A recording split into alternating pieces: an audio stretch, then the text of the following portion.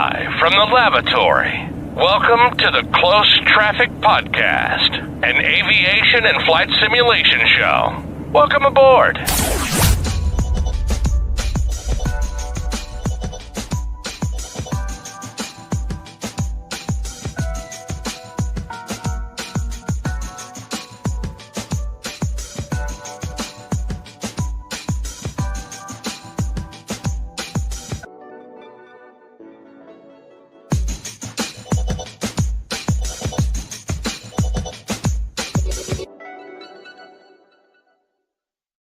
Ladies and gentlemen, welcome to the Close Traffic Podcast, an aviation and flight simulation show. I'm Johnny, and along on the flight deck with me is Mike and Charlie. Guys, say hello to the people. What's up, people? Hello. Hello. Is it me? Oh man, out of retirement. Make sure you boys doing a good job. Oh, dude, retirement. I'm telling you, man. I'm telling you, guys. By the way, my album's dropping next week on Kindle. On Kindle. On Kindle. I don't know, man. It's Kindle. It's audiobook. No, I was kidding. Sweet Johnny Love. Oh man, let me quick. And hello out there, everybody. CTP family. Hope you guys have been doing well, hanging in there, and getting through Q1 of the year. Yeah, already. Yeah, we have. Man, it's flown by. Shoot, we halfway through Q2. That's crazy. Yeah. I mean, it's freaking nuts, man. And the industry has been moving as well. There's been a lot of action going on in the flight sim industry and the aviation and the aviation industry in general. And definitely going to touch on a little bit of that. But one thing I did want to get out of the way first and foremost, guys, man, I just gotta see, Mike, man. I know you're super anxious to pick up Chase Plane, man. What do you think about it, bro? I was anxious, man, but I think we talked about this the very last show. Yeah, we touched on it. I don't think it dropped. It did drop. Charlie has it. What do you mean? Oh, Charlie did pick it up. That's right. Yeah. Oh my gosh, man! Always got to talk about it. I've been holding out because of the VR inefficiencies, which they appropriately called out to make sure you didn't buy it beforehand. But I'm waiting until they fix that. But Charlie, what do you think, man? Yeah. Really? Yeah. Not impressed? The last time I used it, I was like, okay, this kind of hit a little bit. Yeah. You know, it's nice being able to have the cinematics. The VR stuff, the only thing that I've noticed, and I don't know if people caught it, but there's actually a setting in there for the GFX in VR. So The like GFX? if you turn, your head goes opposite way. The stuff that they were talking about. So I turned it on and mine worked. So, okay. You know, like you have your head movements and stuff, you know. I forgot Chase Plane had all of that built in. Now that's pretty cool. But in VR, I actually don't like it. I figured. Because your head's not steady to begin with. Mm-hmm. And then you add that. I wasn't doing this like in the flight. Man, it's a little wonky, but overall, I mean, they did a great job. I love their interface. And of course, you got the community. The cloud backup dealio. Well, no, you got community set camera. Oh, the profiles. Profiles. There you go. Yeah, Thank you. Yeah. So you can just go on there and say, "Oh, let's look at this," and preview it. And, that was always a great thing. You didn't have to do any work. Everybody did it for you. Mm-hmm. Exactly. Sounds about right. Yeah, I'm just gonna cop this profile here. Mm-hmm. That's it. But the one thing I hate, especially in VR, is not being able to like zoom in. You know how like you can like hold the right click and you can zoom in close. Yeah, there's no zoom. You can't do that in Chase Plane now. I mean, sorry, you can't do that without Chase Plane, can't you? Yeah, you can. Mm-hmm. Yeah, you can. In VR? I use it all the time. Man, don't tell me you've been trying to like crane your neck. I like actually move in. Bro. Oh no, bro. Hey, man. No. Yeah, man. You need to zoom in. Just hold your right mouse button. Whoa. And you'll zoom in closer. Oh, I lied. I do. Yeah, you're right. I'm sorry. I barely use it because I just set the views up to bring me closer. Because like the zoom sometimes is too much. It like smacks you up against the panel. Yeah, that's true. That's true. Yeah, But that's true. overall, I mean, they did a great job. They'll get it dialed in. Curious to see it in 24 and how that transposes, I guess you would say. But overall, yeah, it's pretty good. I don't know, fellas. I'm gonna tell you, man. I was super amped for Chase Plain And 2 then years ago. 2 years ago. Yeah, I think we kind of talked about that, Johnny. It's like I've kind of got used to it, you know. Yeah, man, because when 2020 first dropped, we're all like, super not excited about the new camera interface. Like, man, this sucks. It's convoluted. Yeah, I having to hate go it, into the dang files and and, change the settings to right, get. because of it, and like all these crazy things, and like now we finally got used to it, and it's like, Eh, man, we gotta learn something else. Nah, I'm good. You Yeah. know, on Yeah. top of another layer on top of the sim. You know what I'm saying? Not taking anything away from Chase Plane. No, Parallel not at 42 all. has perfected, and truth be told, completely unofficial. It's coming just totally out of Johnny's mouth, but I will go as far as to say that had it not been for Chase Plane, I don't think a lot of the features that came native in 2020 would have been native in 2020. I would agree. I'm just wait, saying. wait, say that again.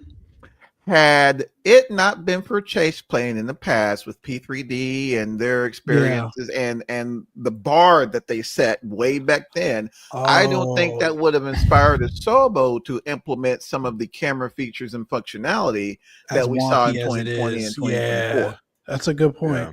Because we didn't You have know. anything in FSX and P3D. No, nothing of that magnitude before Chase Plane.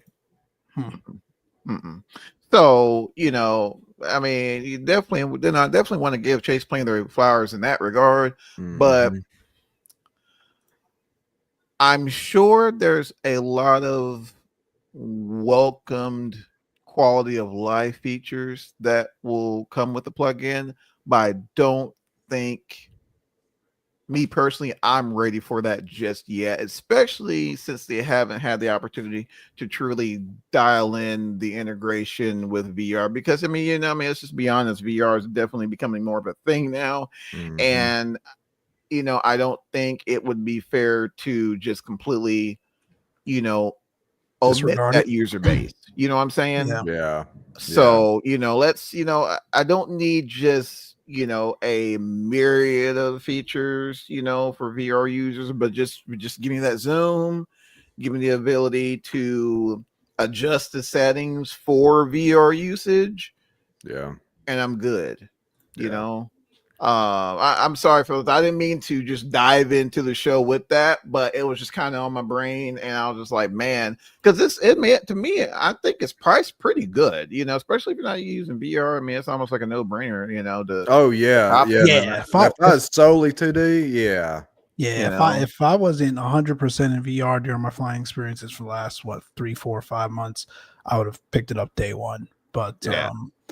it's like it's on the only thing that I would be curious about it for. Actually, two things. Number one, and it's certain planes more than others, but for whatever reason, the distance when you set your camera views for me, the distance is not always the same. So let's say I set a camera view for the cockpit standard view, right, in the captain's chair. You set that up, Control Alt, whatever it is you do to bind your camera views in 2020. If you switch camera views and go back, and this is generally only in VR for me, you are either closer or further away from what you saved initially. So it's weird. It's not there's like this weird thing going on that I've noticed in the last couple of months, and again, more so with other planes than others. So I don't know what that's about. So I would love for Chase Plane to rectify some of that, and then also the immersion effect you get for turbulence and some of those other minute details that the native sim does not have. That's why I was asking you earlier, Charlie, if you had any turbulence. Like, I can't recall the last time I had any sort of even relative turbulence in 2020. It's almost non-existent. Well, now I was in 24, so Oh, okay. Mm. Gotcha. So I didn't even turbulence think about that. Turbulence in what context? Am I like turbulence on the aircraft period, on the or just like airframe. Yeah, view? yeah. Really, you don't get any turbulence? It's weird, man. It's like disappeared completely the last couple of months for me. I think like if I go over, you get your mountain wave turbulence that I think Sure. 2020 has exacerbated to a degree. So if I go over mountain ridges in certain terrain, I think you may get some of that, but generally speaking, like, I've had cells pop up and whatnot, doing cross country flights and nothing. Man, that's weird. See, I use real turb, man, and that kind of. I had it, and I took real turb out. I put you on it, but I took it out because I think it was screwing with something. Remember, Charlie, we talked about? Yeah, you had an issue. So with many issues, and I just say, you know what? I'm done with real turb and never put it back in. Man, that thing's been legit for me, bro. Even though I don't know if that's what was contributing to it. So now that I think it might have been something else. I may put it back, but yeah, I think. Without real turb, it almost went from one extreme to the next. Because when 2020 first came out, the turbulence effect scale was ridiculous, right? Yeah. I mean, you had to like dial it way back. They over exaggerated to a degree, but now for me, generally speaking, even in pockets of areas where you're supposed to get that turbulence and that convective activity, nothing. What about you, Charlie? Like when you were in 2020, since I know you just completely like shunned it or whatever. But anyway, when you were in 2020, did you get any turbulence? It's funny you say that. And I'm sitting here thinking, I'm trying to think what last I flew. Oh, I flew the freighter last weekend in it. Maybe a little bit, but not like mine, because I'm the same. I don't have real turb installed anymore in mine either.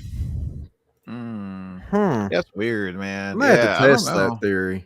Yeah, I may remove it. I want it, but now that you say that, Mike, try it out. The atmosphere was very stable pre-real turb for me as well. Yeah, bro, it's weird, overly stable. Yeah. Now I'll say this in reverse. Like 2024 to me, you hit turb in places you shouldn't. Like on that long haul I did in the 200. We were over the Pacific and it's clearing 1 million and the plane's like and there's nothing. Yeah, I was gonna say, Charlie, you'd be surprised over the Pacific, man. But then you fly over a storm and you don't get nothing. Like I've had that happen too. Yeah. So in the Lear, and I'm like, man, this thing's got that. Man, it's always a moving. It's always a moving target with turbulence. Yeah. I mean, it's just impossible to get that right. And it can a lot of thermodynamics going on. Yeah, it can be borderline subjective. When you're trying to like simulate like the undulations of a fluid, it's like some real like Mick Brainiac type stuff. You got to like really just deal with, and I just don't. Some Chat GPT asking stuff. Yeah, like, hey, Chat GPT, man, I need some code to build in this turbulence. Laugh, man, but it's coming. Yeah, man. Gen AI is about to take simming, everything in the world to the next level. But I can't wait till. Actually, we've seen it already with like Beyond and Say Intentions and some of that stuff. So yeah, then become self-aware, and then we're all like slaves or something, and being used. Bro, using like D-cell batteries or something stupid. But anyway, but yeah, so it's just I don't know. Like as long as I get a little bit of turbulence to kind of make it semi-realistic, it's like okay, I'm cool with that, But like looking at the supposed radar we have, and then like I'm not getting turbulence here, and then making a big fuss about it. I don't know. It's just I'm good, whatever. But yeah, so I'm just curious to see what Parallel has has. I'm gonna try it. I think, and again, if it wasn't for the only implication of that right eye click spot being off. Now that is a little wonky to get used to. Dude, some of these planes have it natively and it drives me crazy in VR. I'm trying to program the FMC. So are you ever in aircrafts that the FSS E-Jet was one of these for a while to the latest update. God, yeah. It was terrible in VR. None of the click spots were on. They were so you through the lens, you're clicking on the button, but you're not really clicking on it. You kind of have to like turn your head a little bit to actually see where your mouse pointer is to touch the physical button on the FMC or whatever it is you're doing. And it is it ruins the entire VR experience. So that's the only reason why I held off on Chase Plane. But once they fix that, I think it'll be a fantastic product. Yeah, I mean, it's parallel for these guys. Have years of experience in it, so I have no doubts that it'll turn around, and it's gonna be pretty. It's gonna be pretty flippin' sweet. Hey, speaking of which, man, did you guys take a peek at that CJ3 that dropped? I saw someone write something about that, but yeah, I meant to go look it up and just got distracted. What did it drop for? 24? That's what I was trying to find it. I couldn't. I was kind of in a similar position as you, Mike. Like I heard rumblings of it. I think it was on Reddit where I seen it, and I kind of clicked on it, and I got distracted, and but I was got a G3000. I think I found it. Live to Air. Of course, Mike will find it. It has a freaking G3000. It like hit his radar. It found me, bro. I ain't have to go find it. It found me. Yes. Let's see. 5/2/2025. Yep, here it is. Let me send the link. Sweet. What do you think, Mike? You here for it, man? Or are you gonna being this is the first time we're gonna review this together. Couldn't tell you. I put it in the okay P chat as well. If y'all take a look at that. Cool. So let's see. First of all, it is not reviewed yet on Sim Market, so it's got like no stars. It is a CJ3 Plus, and it's for 2020. Sorry, Charlie. Accurate flight model 8 liveries. Charlie out there like that. Sorry, Charlie not messing with no CJ3 Plus anyway. Actually, no, you were flying that mod for a while. The whistle not out of it. There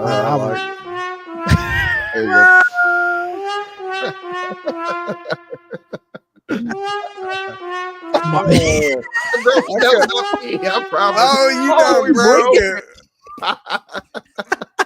Yeah, no special effects, man. Just where's our producer? Dang it, Charlie, it's your fault, man. Yeah, damn, custom de-icing system and icing visual effects. It's got an EFB, map notes, Navigraph, sim brief, interactable cabin. Listen, so it's not out yet. No, it is. Oh no, you're right. Days, May 8th. Oh, sorry, I didn't even see that. Sorry, yes, it's not out yet. Oh, okay. I mean, the description sounds promising, but so have a lot of other products. Yeah, I don't even know. Then you look beside that video and you see $26.99.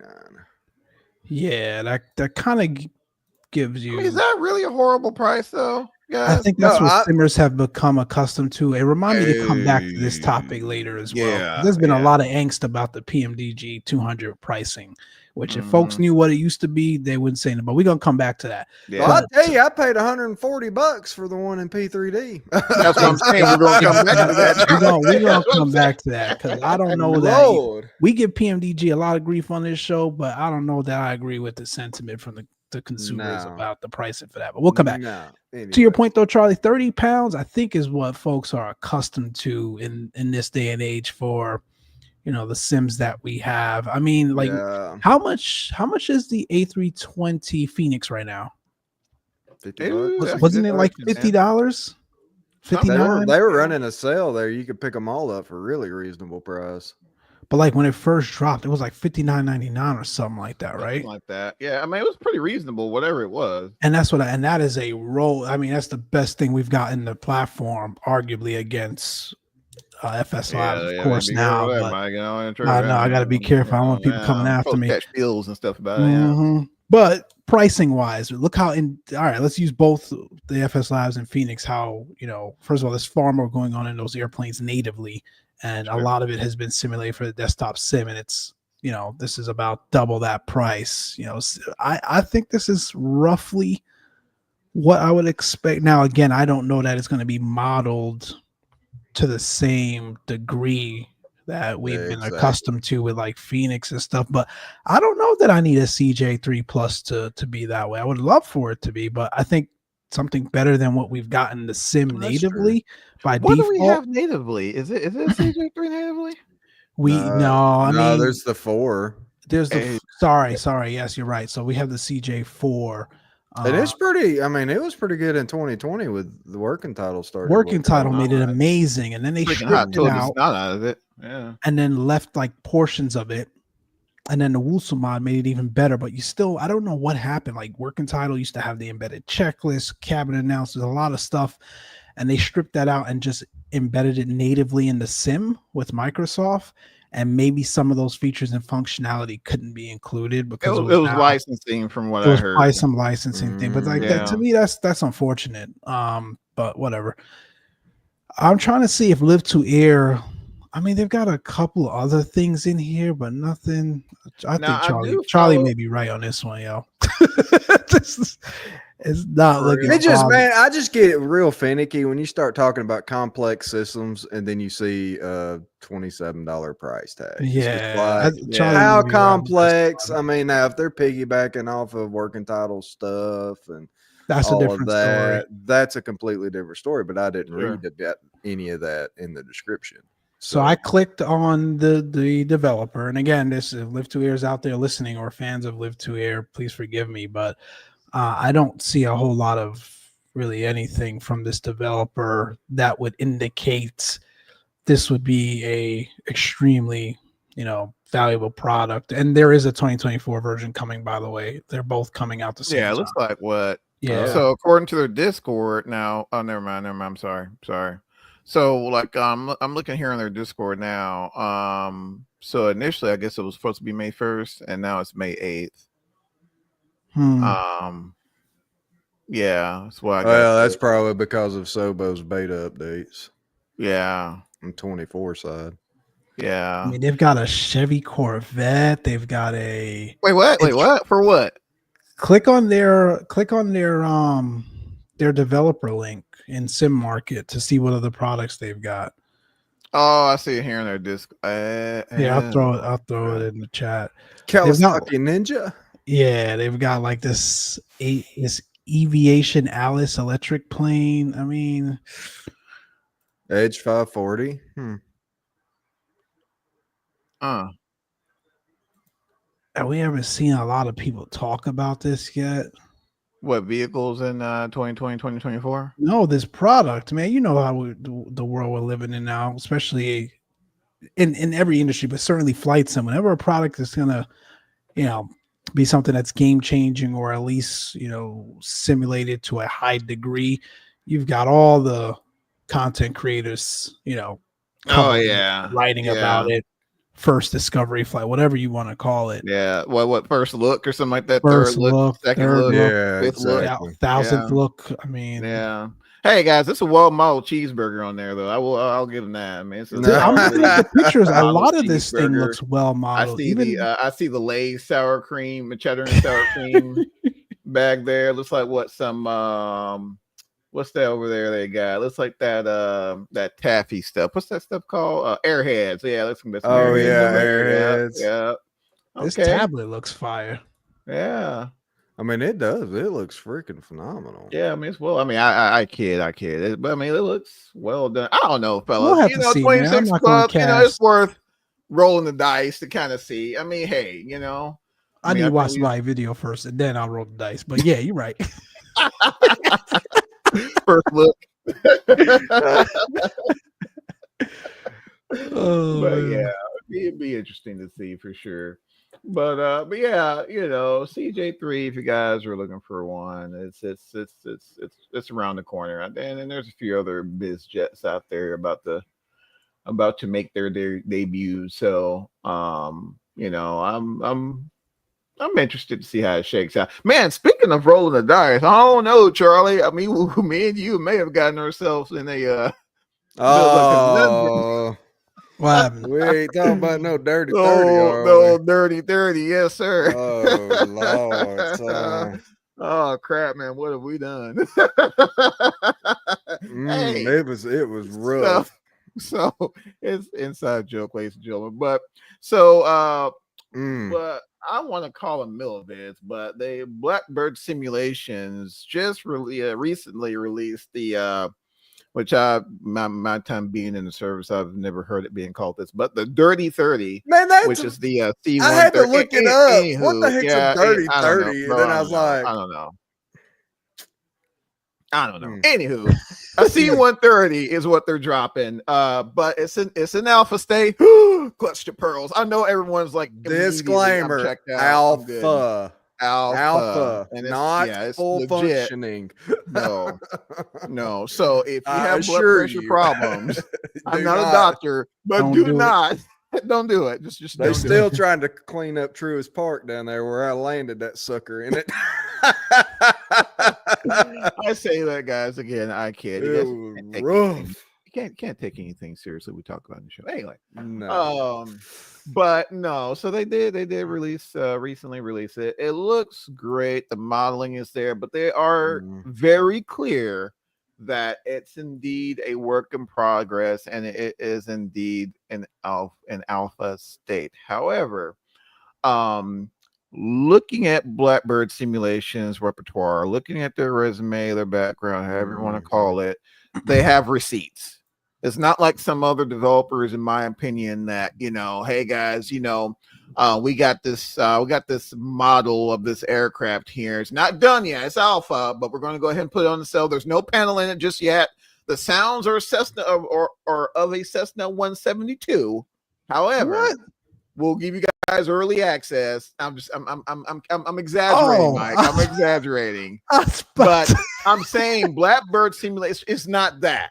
It's not that. They have receipts, they it's have not a Frankenpit, as I call them. Gotcha. Exactly. Gotcha. It's they did the Cessna 310, which is freaking 310B? amazing. Was it? Yeah. B? Yeah. One of them. So they've, and they were millivids back in the day. So I think that's where a lot of us are familiar with them. So they definitely have a bit of a resume. So I to me, I look at it from a position of, an investment. I'm not even super anxious to fly it. Like I purchased it yesterday and I haven't even flown it. I've been trying all day. Man, you I tried that know thing you have, out Charlie. yet? Yeah. Wasn't It's that like, thing? no. He wants you to Because go I first. know it's trying an to see alpha. something. I knew it was barely. See, a lot of us in the community, haven't had the opportunity to be a part of development programs where, you're participating in a like testing pool and things of that nature. And a lot of us haven't had the opportunity to truly see something before it's supposedly ready for the public. And that's just what an alpha is. Like it's just coming out of the, just coming out of the millworks and hey, it's the thing flyable. That's what an alpha is. Yep. You may or may not have sounds. You may or may not have the panel that's going to be there when it's done. You may or may not have textures. I mean, that's an alpha. Now, that being said, I think, it's the developer does have a responsibility of letting the general public know that, hey, this is indeed an alpha. This is where we're at. This is not working, assume purchase at your own things not to work. Yeah, assume purchase at your own risk, right? But for that, so with all that being said, I felt pretty good supporting Blackbird Simulations on this venture. So again, like I haven't had the opportunity to dive into it. Charlie can definitely fill us in on the visuals, but just looking at the screenshots, it looked absolutely amazing. Oh man, it looks beautiful. I've been dying to have a C130. I mean, even like the ripples in the panels. No one has made one for Flight Sim. Well, yeah, Captain Sim back in the day. You remember Charlie? Yeah, those guys. I see the looks. I see the looks. No comment. No comment. Kind of like that 717 they had too. Yeah, like they made a 717. Do you remember that? No, Oh my they gosh. didn't. They didn't make one. Man, that thing came They out of showed blender, it. bro, and that's what you got, man. That was fresh out of Man. blender. That's crazy. Yeah, that thing roof. No, thank you. Like the Flaming Cliffs and DCS. You gotta control Oh, good Control E to Lord. start it. Like Good it's Lord. rough. Woo. I'd have needed a refund on that thing. So Charlie, man, what was just to be honest with Captain Sim Standard, man? What was your first impressions on this C-130? Texture wise, man, she's a beaut, Clark. Like she was pretty. You jump outside, and I mean, you can actually see the ripples in the metal and the rivets. Wow. Like that was cool. It's hard for me to base an opinion on it flying wise because I don't know crap about it. All I know is they fly over my house every day. Every day, really? Yeah, just training. Yeah, Wow. they take them up above me up here on the mountains, and they drop them out and let them run some night ops. So typically, like 7 o'clock in the You'll hear evening. Yeah, no, they'll be buzzing the house because they're low. Yeah. Oh yeah. And then even at work, you know, I've seen y'all videos. Them suckers would be just right over the trees doing tack ops. So you know, doing training. But it's hard for me to say a good opinion on it because I just don't know that much about it. But sure, texture wise, she was phenomenal. I thought people were talking about some sounds in their forums. I thought they were okay. Right. Couldn't get like the autopilot to work. Couldn't get that figured out. I went into heading mode and she dang near barrel rolled on me. And that's when we went to glory. But other than that, they'll get there, man. And what aggravates me is as much as they put out alpha disclaimers. I mean, they got a page, you know, a half a mile long of this might not work. This might not work.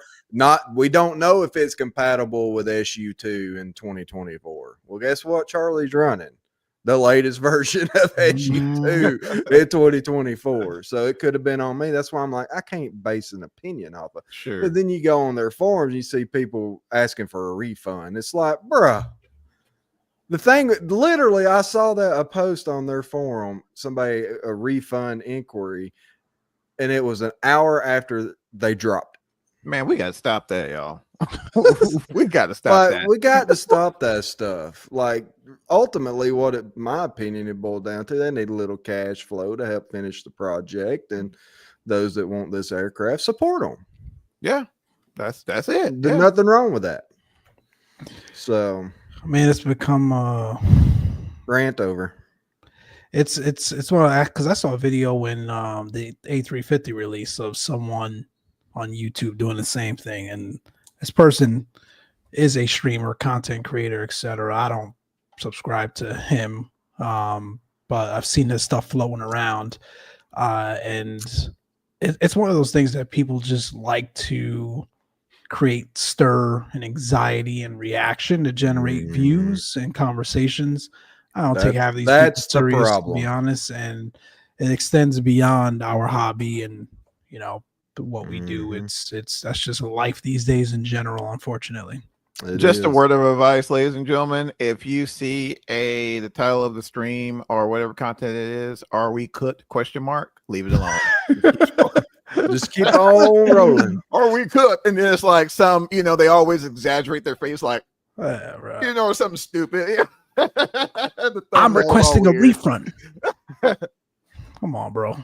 Like a finger pointing at the product or whatever. Yeah, dude, come on. Guys, we have to stop that. I mean, yeah, you know, man. and now I understand there are some developers that kind of ruin the concept, you know, of early EA, early access. You know, there's no lies about that. Yeah, this thing's totally good. You know, and then we all dive in there and realize, you know, it's a hot mess. And yeah, you know, I think if the expectations weren't initially set forward on the jump, then you know, conversations are obviously had. But when the developer's like, hey, you know, Do you want the opportunity to have access to an aircraft that's not completed in alpha stage? You know, will allow, you know, a limited number or whatever the stipulations are at a discounted rate, and as the aircraft gets closer to completion, the price naturally increases, which is basically what they have there. I think right now the cost of entry is $24.99. So $24.99, you can pick up an aircraft, and in addition, you know, support, you know, the development. And of course, and ultimately help them. They want our feedback because they need testers.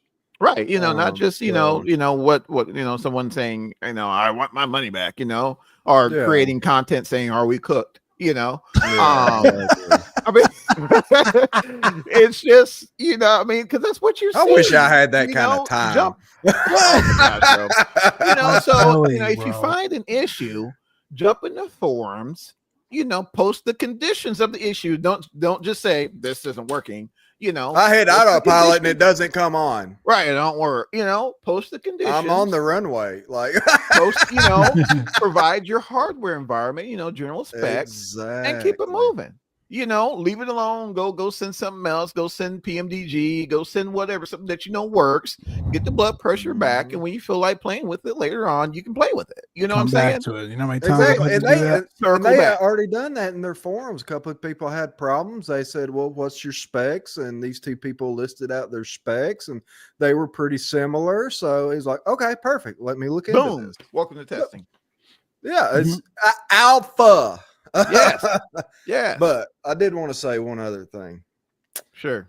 Their EFB is probably going to be the best one in Sims. Shut up. I've been hearing that every release, man, about somebody's playing, bro. You can set your controls up via the tablet. You talking about just a basic calibration or just like legit control? Nose wheel steering, throttles, everything. They all have that listed in their tablet. Man, it's in there for a bunch of them, bro. Not Phoenix. Phoenix went to the McDo. What about button assignments? Yes. Oh, all right. That's something. All key assignments. Okay. Like I never went into the Sim settings to set up my controls for that. I'm here for it. That's fire. That's fire. Okay. So, yeah, that's different. Yeah, it is. And then, of course, you know, like the cargo stuff, none of that is in there yet. You can't even, this in the EFB, but you can't click on it. The throttle calibration, they're still working on that as well. You can't calibrate the throttles, which Mike, I'm sorry, bro. Fine. There you go, man. There's a link to it, dude.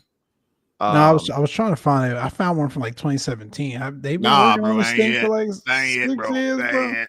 I think I've been working on it a little while though. I want to say it's been on their roadmap for a minute. But if you're even looking at their features, nice.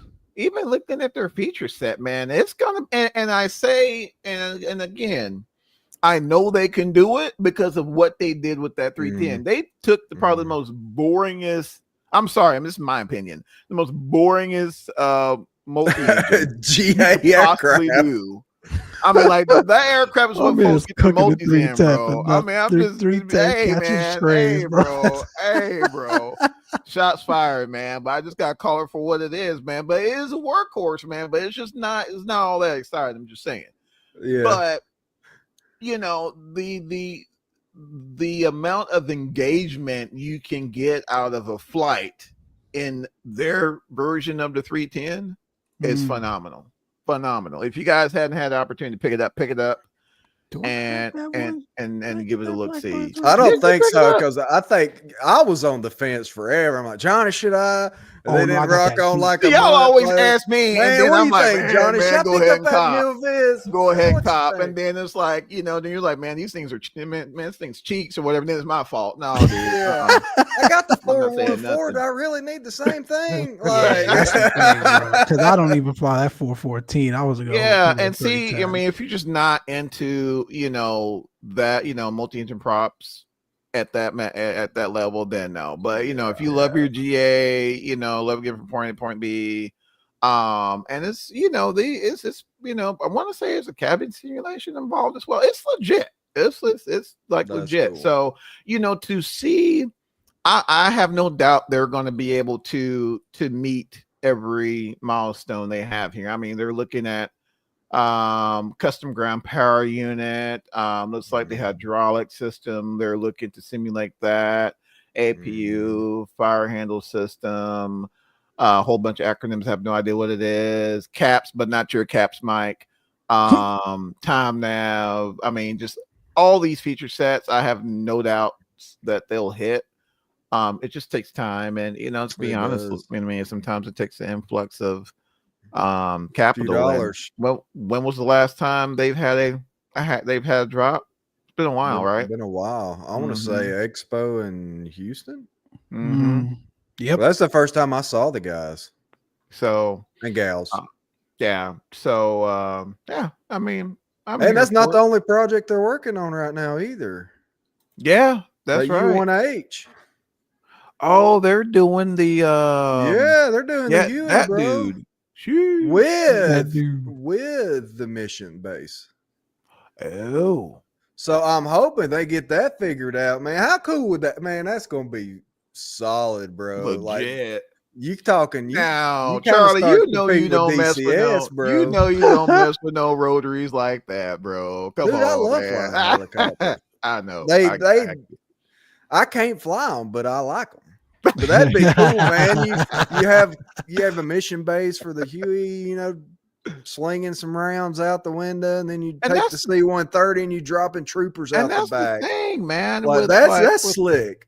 That's the thing with helicopters, man. It's almost now, and it's all dang high performance's fault. It is, Steve. And it's like fault, it's like you can't. You can't send a helicopter without having some sort of end goal or mission now. I mean, they've changed the game. Yep. You have an incentive to jump in that, whirly bird and, go, run a mission or, do a medevac ops or what have you. So to see that, man, oh yeah, it's going to be, it's going to be legit for sure. But, like I said, man, and I'll probably, even just to load it up in the sim, just kind of check it out, Charlie. I'll definitely probably do it this weekend for sure. Weekend, I guess almost Monday. Oh my god! I mean, like y'all want to run a show, bro? This weekend, Monday, I'm like, bro. Weekend, man, it's half over. Here goes Mike living back in time, so we don't even want to hear it, man. It's still morning over there. And that's saying something, bro. If I'm living back in time and I still feel like the weekend's already done. Well, it doesn't help. I'm still in Narita over there from last night. So wait a minute, you had to shut the sim down from Narita? Oh yeah. We landed like 10:30 this morning. Oh, good grief! Man, yeah, but we ain't freaking bro. We ain't even touching that. 14:20 now, is what it was. Hey y'all, all this talk about we're not going to mess with long haulers. Yeah, we have time for it. I literally installed the thing, and the first flight I sent was Atlanta. Same, bro. Y'all have sent the snot out of that thing. LAX to Heathrow, bro. And only because I'm on vacation, bro. That's the only reason why I was able to do that. Yeah, man. But and of course, those of you who missed it, but PMDG recently dropped the Boeing 777-200ER for 2024 as well as 2020, and it's actually their first entry into 2024. As far as the release, I can give their flowers for that one. I know I picked it up day one, so just to kind of provide a little synopsis on how that went, it was a typical PMDG fashion. Really? Johnny sounds so typical PM, man. I had no issues. When did it drop? Of course you have. It wasn't day one, fam. They dropped it. When did they drop my Charlie? Was it Thursday? Like Thursday evening in the US, it was Thursday evening because I wasn't able to pick it up. No, that's when I picked it up Thursday evening because I did that overnight and landed Friday morning early. So man, it was a circus for me, bro. So Hold on, I man. What's say, evening for y'all, bro? Remember, I'm 3 hours behind. I as I picked it said, up. back in time. I picked it up. Back in time. It had to have been, you know what, man? I can look at my Party. receipt, can I? I think it was about, or I'll just look at my download history on the computer. Let's see. PMDG. I picked it up around 6 Central. This says, 16. oh shoot, 10:32 Pacific. So Oh it was yeah. about, Yeah. The wave, yeah, the God, waves had I was passed getting by then. up. That's fine, man. I have no issue. Yeah, everybody's in bed, bro. Yeah, because it's But, like, old Mike woke up and sent us a screenshot, and it's like, huh? You're going to, where was it? Heathrow you went? yeah, man. I'm like, out. Mike doing a long haul? man, Johnny was like, hold up. yeah, Man, what was Cisco funny kicked is him my at man the didn't house. say, my man didn't say nothing. All of a sudden, I get a didn't say- screenshot. I'm like, what? I didn't say I was picking it up, nothing, bro. He didn't say, he just blindsided us. Oh Johnny sitting man. there like, man, did Sis kick him out? Oh, bro, I was head scratching, man. I was perplexed, dude. But yeah, I mean, it's typical for a release of that magnitude, you know. But I will say my only, and it's not so much of a gripe, but you know, putting myself in that position, and you know, dealing with big releases and things of that nature.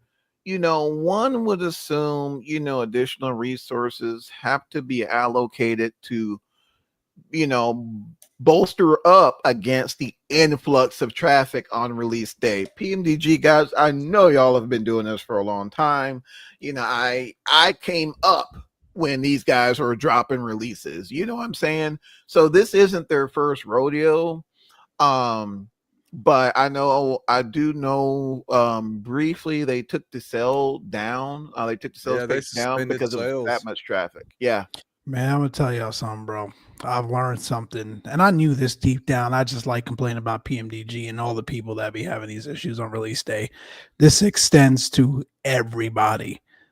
So I was getting the what the heck is this thing called? The Switch 2, right? Is that the thing that just dropped? Mm-hmm. Trying to pre-order the Switch 2 for somebody. And bro, Target, Walmart, Best to their Buy, knees. I know. Oh yeah. none of them, bro, would let any traffic in. And then if you did get in, you couldn't add it to your cart. And then if you did add it to your cart, it was taken away. And then if you did have it to your cart, you were trying to pay the payment fail. I mean, and these are Fortune 500 multi-billion-dollar corporations, bro. Sneaker releases to this day.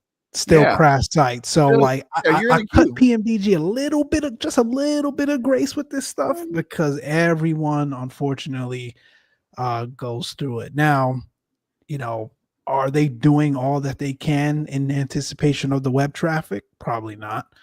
You know, it's probably one of those things where the cost, the juice is not worth the squeeze as it relates to spinning up more servers for a 12-hour period. Who knows? But are they just being cheap and they don't want to deal with it? I mean, like, there's a couple of different things, obviously, that could, you know, that you can point to and say, man, you guys got to do better. But like, I've known this, but like the reality hit me again just last week when I was trying to do the same thing for something outside. And again, I guess it's still gaming to a degree, but right outside of the digital flight sim world with Fortune 500 billion-dollar corporations, and they still had those issues. Yeah, I mean, that's a really good point, Mike. But however, I guess I'll kind of, provide a different perspective of, on that. You know, looking at Nintendo, look at their fan base. That's true. You know, millions. You can't compare it to a PMDG. I could go down the street and someone won't know who PMDG is, but if I go down the street and say Nintendo, oh yeah, no clue. Mario. That's a good point. You know how many?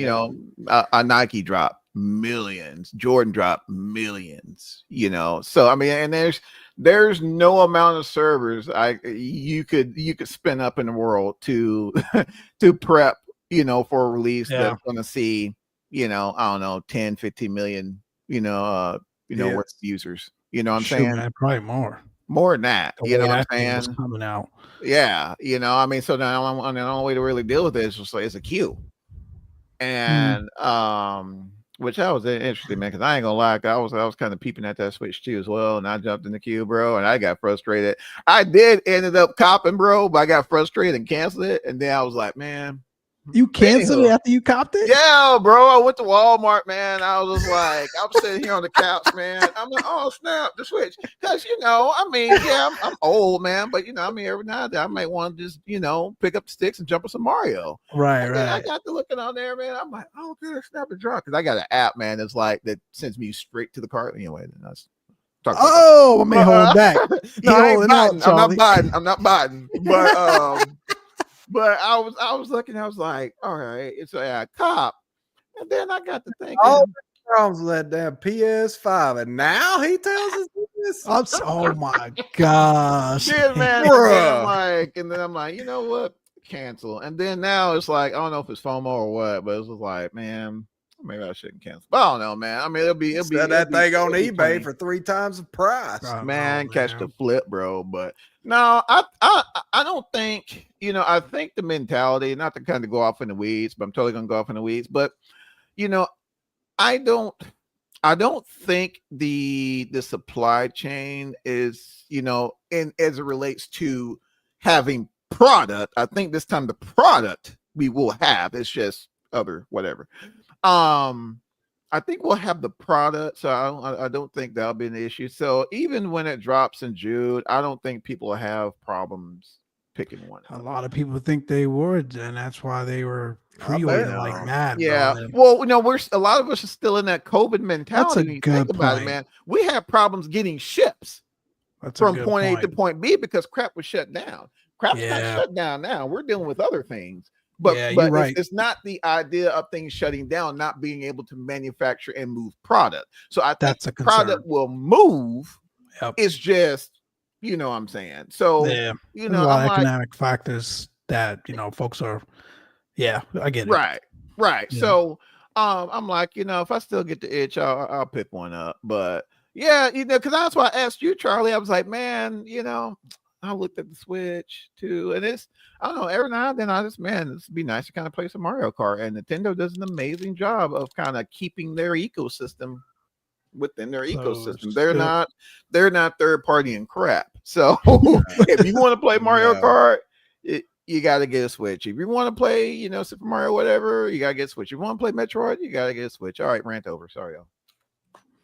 No. Nah, man, you're spot on. But what about the product itself, though, man? What do you think about the 777 so far? Man, I don't know. I mean, it's a 777.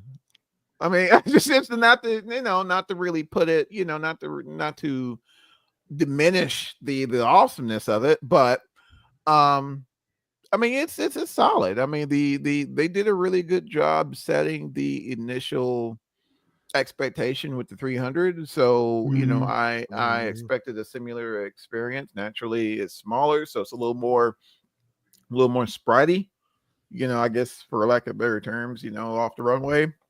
Does she really slow down that quick? I've only been on a 777. Man, I don't think so, pulled the bro. spoilers like a quarter, and she's like, that's I will generally no. Well, I will say that, but put this in another context, fellas. The 320 is the 321 is a dog getting up, but I've heard many from many drivers hard to slow down. That's just like with the but however with shorter variants, it's like the opposite. But it's the same thing with the Dash 300. She's a little, she'll get up there, but she's a monster. It's a lot to come down. And so I kind of took that same thought process with the 200. So, I mean, she's pretty responsive for me coming down. And what I'm assuming that's accurate. I'm not going to sit here and be that guy, be like, no, man, that's complete, that's not right, because I'm not typing the thing. It just kind of caught me off guard because I got a little. What was your vertical speed coming down? 1800. Loaded. Mm-hmm. From what flight level? We started at 40K, and she was slowing down immediately. Yeah, like it didn't take long. Like there was one jog there we had to get down pretty quick, so she got a little fast, and like literally I went just right past the arm, and she's like, Like, what was the Interesting. deviation? I mean, like, what was the plus or minus speed wise? Like, I mean, are you using like 5 knots, 10 knots, 20 knots? Yeah, probably 25, 30, somewhere's in there. I don't know. It just kind of caught me off guard. I figured it'd take, a little bit longer I'd have before to you fly start it again. I seeing only did that one before you leg. start seeing the tape come down a little bit, but it was like Yeah. almost instant to me. So I was like, that could have been a 2024 thing too. So that's why I was I like, don't know. did y'all? I got a couple legs in it, and it was. I mean, there are some moments where she got a little quick. Let on her me, get a little fast on you and pull the spoilers. yank on the and boards a test. little bit to kind of bring her Yeah.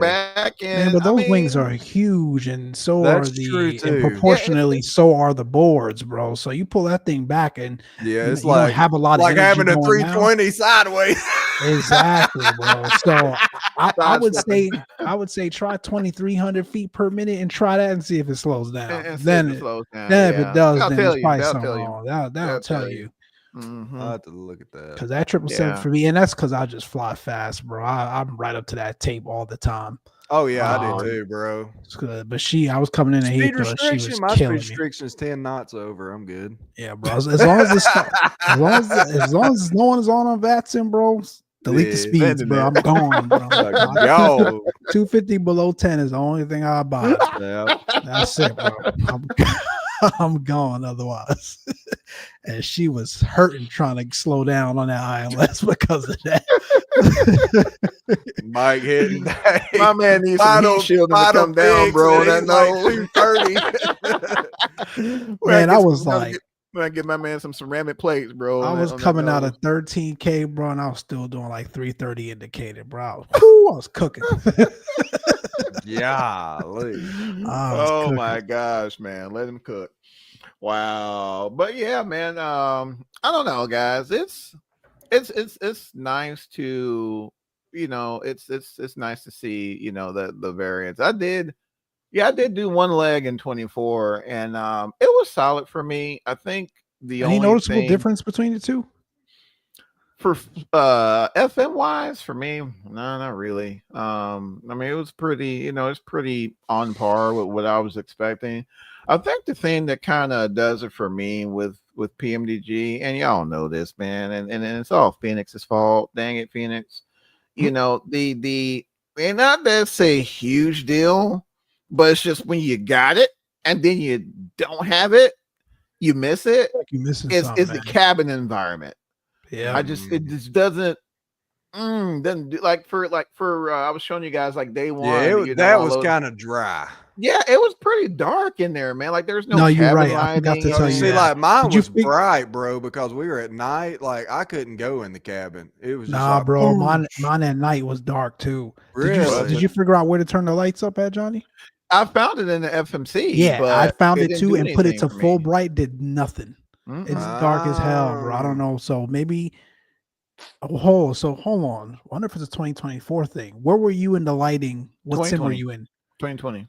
And see, maybe it's a 2020 issue that they haven't. Yeah, for caught me, yet. I thought, man, because I was trying to figure out how to turn it down. Charlie's saying, "Oh, so yours was working, guys." Mine was working. Okay. He said it was even too bright. Man, dang. And he was in 2024. I So had it no might idea. like the panel, the IV panel thing didn't work. Oh, wait, in the cockpit or the cabin, bro? That don't work anyway. Yeah, IV don't work anyway. Nah, that don't work. You got to go in the FMC and go to the light cabin, hit cabin lights, and then it should be automated. So it should have been dark for you. Yeah, nah, it was like because I couldn't see when I was coming into Narita. I couldn't see out the window because of the reflection of the brightness. Oh, yeah, it was freaking bright, man. It should have been turned down natively. Yeah, I had to look at the. I They didn't realize probably it was still in have some small quirks to work out. I'm Oh, sure. I'm sure. I think they said they had some things they need to do with the sounds or some work with the sounds. Or Yeah, that's the sounds were a little meh to me. I don't know, guys. I like them. Trents was hitting, bro. They was hitting, bro. Them Trents was. Hey, and I got the I hadn't been bro, that thing was. I hadn't now, and I'm just saying, I hadn't been in the G's or the Pratts, but the Trents, yeah, them Trents was hitting. You know, we still need old Boris to talk to her. yeah, I mean, we would love Yeah, I Boris mean, to and that's know. the thing, man. And I think Boris has really nailed what, because and this is just, again, this is just Johnny talking here, and it's purely my opinion. When folks start talking colors and hues and sounds, I think us as individuals perceive those sensory cues differently, like slightly Mhm. differently. And Yeah. so what may, because between, explosions and jet engines and all that, I'm sure you're pretty sure my eardrums are cooked. So what sounds good to me might not sound good to, It's Charlie true. or Mike. You know what I'm saying? Huh? And yeah, you I see what I'm can't saying? hear nothing. Exactly. So it's just is I try to be careful when I'm like, oh man, these sounds are, are horrible, because it may sound great to somebody else. But I think Boris has been able to take any aircraft he's worked on and just do things to really bring the characteristics of that engine out. That's just like with the CRJ, that I can't even really, I'll sound stupid if I try to, maybe, but that characteristic, you know, growl you get from, hearing, from, sitting in the back of a CRJ or whatnot, he captures that, Yeah. and the sounds and the ambiance and things of that nature, the scrubbing of the nose wheel, things like that. um to me, that's where, that's what really sets his products apart. So if he drops, if he does one for a 777, day one for me. But as far as the Trent and PMDG sound pack, I mean, I could live with it. Yeah, I think I think also where Boris shines is the totality of the immersion for sound in general. Um, that is encapsulated not just in the engine, but the entire dynamics of what that end-to-end flight experience is. Right. So from the moment you turn the battery switches on to the moment you connect the external power, the APU, you get the packs going, you get the cabin ambiance. I mean, there's a lot of that stuff that I think is missed and not really. I don't want to say developers like PMDG don't care. That's just not a central focus for them. So I think that's where also Boris shines, and I think there's an opportunity to see that in the PMDG area as well. Also, think to your point earlier, and again, it's not a dig. We've been talking about this for quite some time. PMDG has to find a way to bring up their level of immersion. And we talked about the fact that we were going to hit on the pricing, so I might as well dovetail into that. I think a large part of the reason why, and people are going to complain about pricing regardless, but a large part of the reason why folks have a hard time with their pricing in this day and age as it relates to flight sim desktop simulations is because of what they've been accustomed to from other developers that have done what PMDG has done, and even better in a lot of cases as it relates to the entire experience and the entire immersion factor. You think Phoenix, you think FS Labs, right? And again, these are little things that I think for a lot of people they don't factor in to the decision making process, or at least not back then. But a lot more people are starting to do so now, because to your point earlier, Johnny, we had it or we have it, and now in this product we don't. The cabin announcements, I mean, just some of those things that bring that entire experience and ties it together. PMDG has to figure out a way to bring that cabin and that commercial passenger end-to-end experience into their simulation. They've done a fantastic job over the decades in the actual flight model, for the most part, the sounds, and even mimicking the systems. It's 2025. Folks are accustomed to what we've got with these other developers out there. They've got to find a way to tie that in as well. And I think that's when you would probably start to see some people say, okay, all right, the price point now makes sense.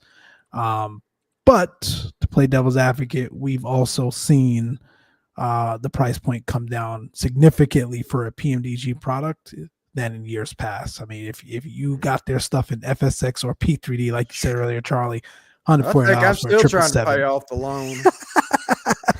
I mean, these flight sim products used to cost an arm and a leg, and like with all triple the technology, platform price. triple the price of the platform. Exactly. But with technology advancements, things should come down, and I think they certainly have. I just think there's some concern with how slowly it's coming down for some developers versus others. Yeah. It's just one of those things. I also think, man, and I said this to you guys earlier as well, and I hate to pit developers against each other, and that's not even what I'm doing. I'm just, as a consumer, comparing the two products. They're two heavy jets in the A350 and the 777. Obviously completely different products beyond that point, but I think PMDG, and again, they've been doing this forever, so it's not a real knock on any builds, but like when you fly that 350 and then you fly this 777, it's night and day as it relates to the level of polish, I think, is what I would say. I don't want to say system, because the A350 is severely more complicated, and any builders have done a hell of a job damn near simulating almost everything, at least from the things that we can see at the surface level. I mean, break to vacate in a desktop flight sim, bro, is crazy. And it works every time. So like, I don't want this to come off as a knock on them, because they've done a hell of a job. But like, the polish is what I'm talking about. Like the interface and the interaction between the FMC and CDU, we use them interchangeably because one's at Airbus and one's at Boeing. The EFB, some of those things that PMDG just hit home, that any builds for another product that is almost on par, $70 or so, I think should have been ironed out already. Now, I'll also caveat, I'm using the 2020 version. Haven't tried in 2024 because the performance across that sim for me just sucks at the moment. But maybe the 2024 version is a little better than 2020. But I've seen the complaints about the 2024 version as well. So I don't know. It also like it doesn't, like, the best way I can describe it is when you fly that 350, it doesn't feel like you're flying a heavy passenger jet. Yeah. Now, to a degree, maybe it shouldn't, because it's Airbus, it's fly by wire. There's a lot of things that is inherent to the way it feels for someone that is manipulating the flight controls and even taxiing it and whatnot. That helps overcome the fact that it is a heavy freaking metal jet that you're taxiing around. But it still feels like I'm flying at just a basic 320 or 321. Mm-hmm. So I think there's some work for any builds to definitely do still. Whereas, and again, they're two different aircrafts, but that 777 also fly by wire, but you feel like you're flying a heavy jet, bro. Like there's real slow to turn. Yeah, bro. Even on the ground, when you like you feel like you're taxiing a heavy bird. You feel like you're rotating a heavy bird. You feel like you're landing a heavy bird. And the 350 just feels like this wobbling light jet. It's weird, but I just think there's the level of sophistication and the level of experience between the two developers. Yeah, I mean, very good points, Mike. And I mean, I share the same sentiment. You can definitely feel the additional, the inertia, I guess, for lack of better terms, when maneuvering the aircraft, especially if you're in VR, you're making the turn, you have to kind of lean out a little bit, to make those turns. And yeah, I mean, you have to get up and walk because that cabin's so big. I'm telling you, man. Yeah, like that shut the door. You're like, freaking. I mean, it's that's exactly how I shut the door. My wife is looking at me like, "What are you doing?" I'm not saying, bro. You got a crick in your neck. Yeah, that's old people's problems. But yeah, it's PMDG always comes correct in that regard, no matter what they do, and I applaud them for that. That's like, yes, it's $77, but for $77, you're getting the most well simulated systems wise Boeing, whatever it is that's out there on the market. Absolutely. So, and that's and as Mike mentioned, folks are going to, I mean, they could have priced it $60 and someone would have been like, oh, why the heck is it $60? It's just, I think a large part of it too is they sold them all separately, all the variants separately. Yeah, I think that and the fact that they did the 300 and the freighter before the most common 200, I think rubbed folks the wrong way. And that's Typical PMDG nonsense. They love. Well, that's doing like that they crap. did the They love doing DC6 that. before anything else in They 2020. did the same to the DC6, the same Well, way you they know, released the we all 7.3 variant. y'all know the DC6 is Robert's baby. So That's I true. mean, And, but my you know, thing is this: if you're going to do a freaking DC6, no, we're not even going to talk about 757. Not even That's going to kind talk of about crazy, it. bro. Yeah, and now, and yeah, if because I'm we not ain't ever gonna mistaken, have one of them. if I'm not mistaken, I knew I Charlie was want gonna to go there. say, I want to say one was FS28 will done. be out before we see one of them. Jesus, man, and then that's the thing. That's like, man, that's what's so bad. The thing will be freaking retired, chopped up, bro, and turned into Coke cans by the time we freaking get one. Like, I'm not even going to get on and say the developer's name. I get you. You like it. We get it, all right. There'll be no real world route to send them things by the know, time it come out, bro. Nothing, bro. Our routing options will be cooked by the time we. Man, they cooking right now. They letting them go. Dude, I know. I Oh, know. man. Delta's Delta's like letting one of them the birds last go, ones bro. that I know. I'm gonna be on my Right. first one this July. I've never been on 7.5. I'm gonna be on my first one this July, Delta. I'm looking forward to it before they cook them 300, all. 300, I think it's the 300. right? Probably, yeah, probably 300. I think so. I'll figure it out. Oh, Northwest Birds, man. I mean, I enjoyed it, man. It was a solid narrow body experience for me. I mean, if you've been in a 737, I mean 757B, It feels about the same. about the same, yeah. It's the 200. It's 200. Okay, yeah. So it'd be fun. I mean, they've always given me a good ride, man. You'll probably notice them just riding the bejesus out of the boards. Well, no, especially 300, man. They were just riding the bejesus out of the boards coming down. But it's I don't know, man. It's just a very iconic aircraft for me because working around the thing. It's just it. I didn't realize how capable they were. You guys kept telling me. And look at the airports yeah, that we go man. into. That's what I'm saying. Like they sending a set. Like when I'm going to DCA, and when I booked the flight, I'm like a 757. They trying to have us run off the Potomac. And no, like, nah, bro. That's why it's still in use.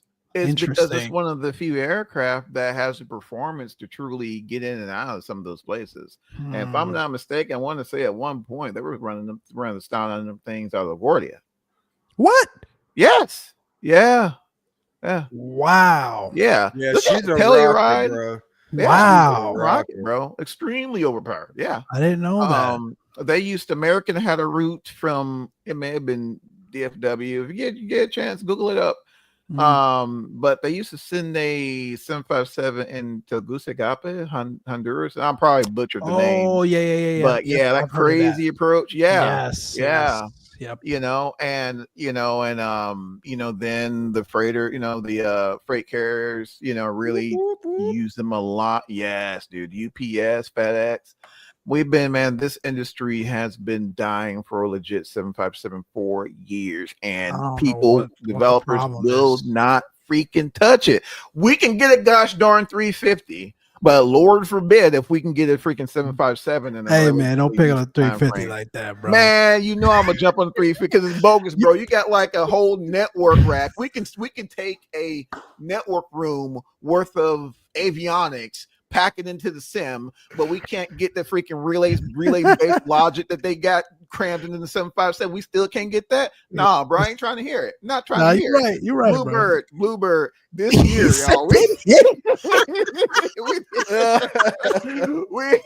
did a 757 desperately. The thing looks legit. We don't need to see no more screenshots, no videos, no first look, second look, third look, fourth. We don't need none of that. All I don't give a crap about the bolts you put in there. Man, gear, don't care. It's crashing out, bro. Send my man a 757 because he started with, I'm not even going to thirsty, bro.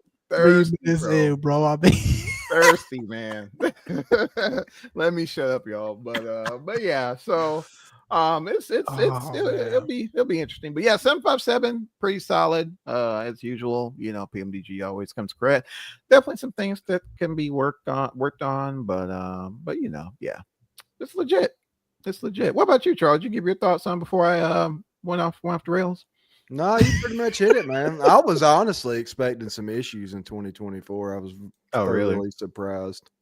Just because of the beta, I mean, it's changing that's updated twice this week. You know what I'm saying? It's just Yeah. hard to roll out a product when the platform you're doing it on I is can't mess with it, bro. constantly changing. But nah, man, you spot on. She's a great bird. Yeah. Appreciations.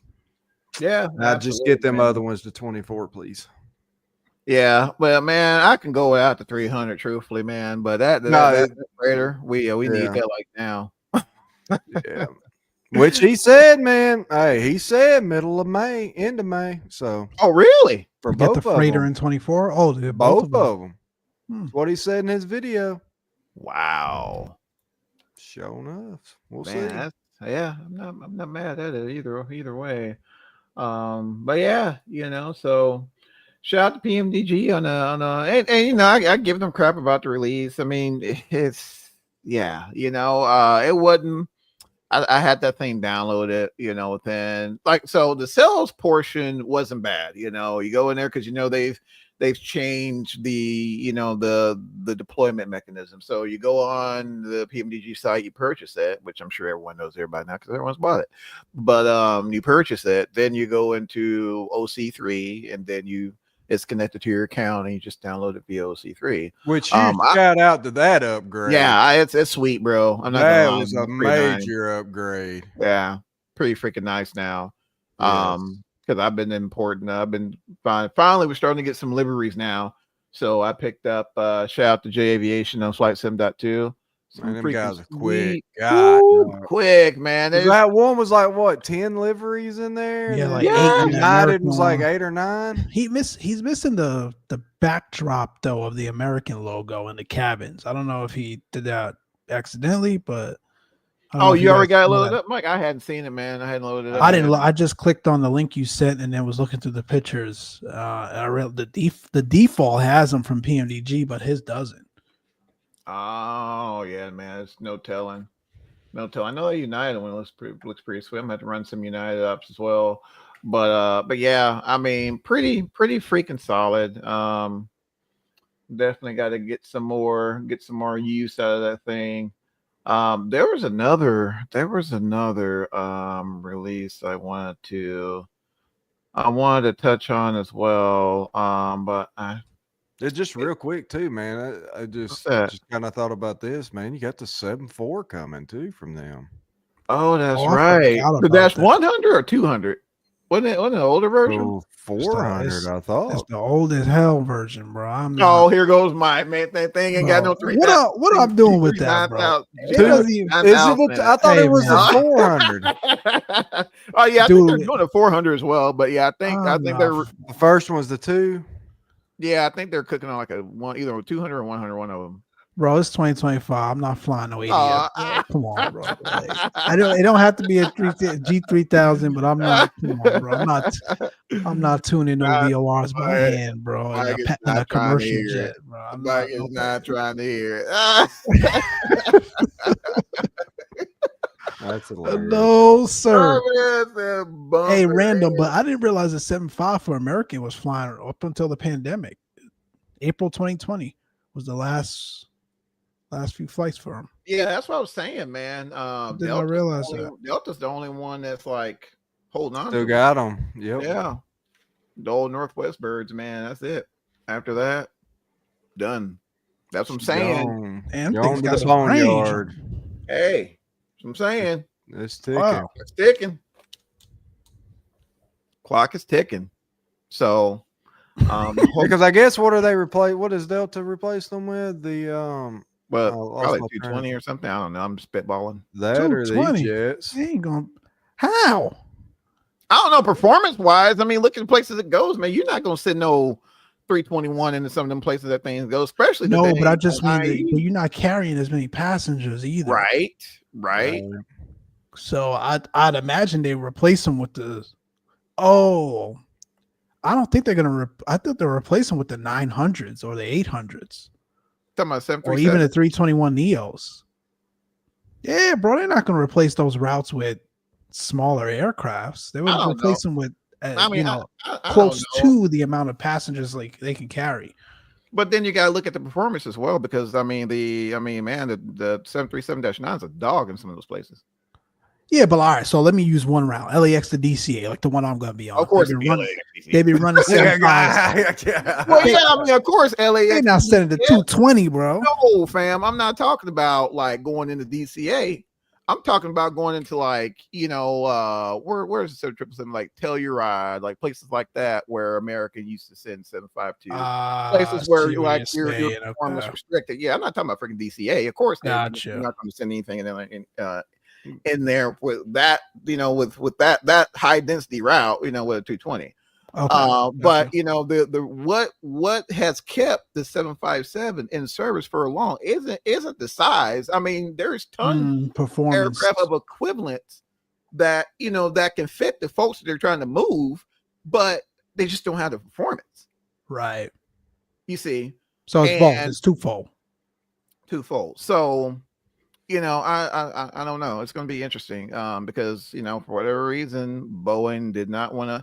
I remember reading some sort of reading an article as to speculations as to why they didn't continue to, because a lot of people feel that airframe had a lot of life left in it. When you look at the 773, like they've done with the 73. Gosh darn it, man! Max with them. Yes, dude, they just won't freaking die. I'm sick of looking at detriment. Yes, sick of freaking looking at them. I mean, it's just, man, you can't, there's just no more juice left in that living, Boeing. Let it go, bro. Let it go. But, they should have made a 757 Max instead of a 73 Max. Right. That's a really good point, bro. It's like you have that airframe that was, I want to say it was designed in like the 70s, the 60s, something like that. It still has some life left in it. I think with with some avionics improvements, some improvements with the airframe here and there. I mean, I think we could have continued to see that thing for many a year. And it's just imagine a 75 Max. Man, that'd be my gosh, with the equivalent of what's in the Max now. And you don't even have to raise the you don't have to raise the gear like you had to do the 737 because things are already freaking tall. Exactly. You can it will totally fit in the cells. That's why it blows my mind. That would have been sick. Oh, bro. dude. That would have been crazy. Riddle me this, Batman. Did you not really favor the 757 because you thought it looked like a pencil? Yes, bro. Okay. I have just started getting into like having some affinity for it because of all the stuff you guys have been talking about, been doing research. Like I said, I'm booked on my first one ever in a couple months. So I've been starting and they're growing on me. But like in terms of, and I think a lot of it too was just the cockpit layout and the avionics. Like, I just like if it had a traditional 737 FMC or avionics suite, maybe I could have gotten behind it. I don't know. It's a funky aircraft, man. It's even real world, man. It's like the thing had steps once you go into the flight deck. I had the opportunity to jump seat a couple times in one, and it's weird, man. It's weird. But it's just, man, the thing, it's like a freaking rocket. Oh my gosh, bro. I can't even put it into words. Just the exhilaration, man. Once you come off the brakes, dude, it just wants to go. I mean, you push back, fire everything up, man. You let off the brakes and she just rolls, dude. Like, did y'all see this? What's that? So, and this is what we were just talking about. Imagine the 7.5 with the Max avionics upgrade. Oh, didn't UPS or FedEx? Yes, that's exactly what I'm telling y'all right now. Just man, leave it to the yeah. Sheesh, bro. Yeah, this is what I'm talking about. Leave it to the cargo haulers, man. They're going to squeeze the life out of them birds, man. Because that's what I'm talking about. It's not much that can replace them. They did the same thing to the A300, which Charlie, they did the same thing to 300, man. And dude, that's insane. By eliminating 80 pounds per aircraft, they expect to reduce fuel burn by 55,000 gallons a year. I believe it. By 80 pounds per aircraft. Like that's, I believe it. Man, that's getting down to the nitty gritty right there, bro. Like, that's an even better shot there, bro. That is clean. And it's a great quality of life feature for the crew. I mean, Man, those things, like, I ain't gonna lie, man. that Those is CRTs, sweet. bro, they're rough, I hate fam. them, bro. Man, yeah, you still You had hit to a use your button. imagination a little bit to like to get the information you wanted. You were like, okay, I think it's trying to paint this picture. It's all right, you know. Man, you try to Oh, type in a route by hand.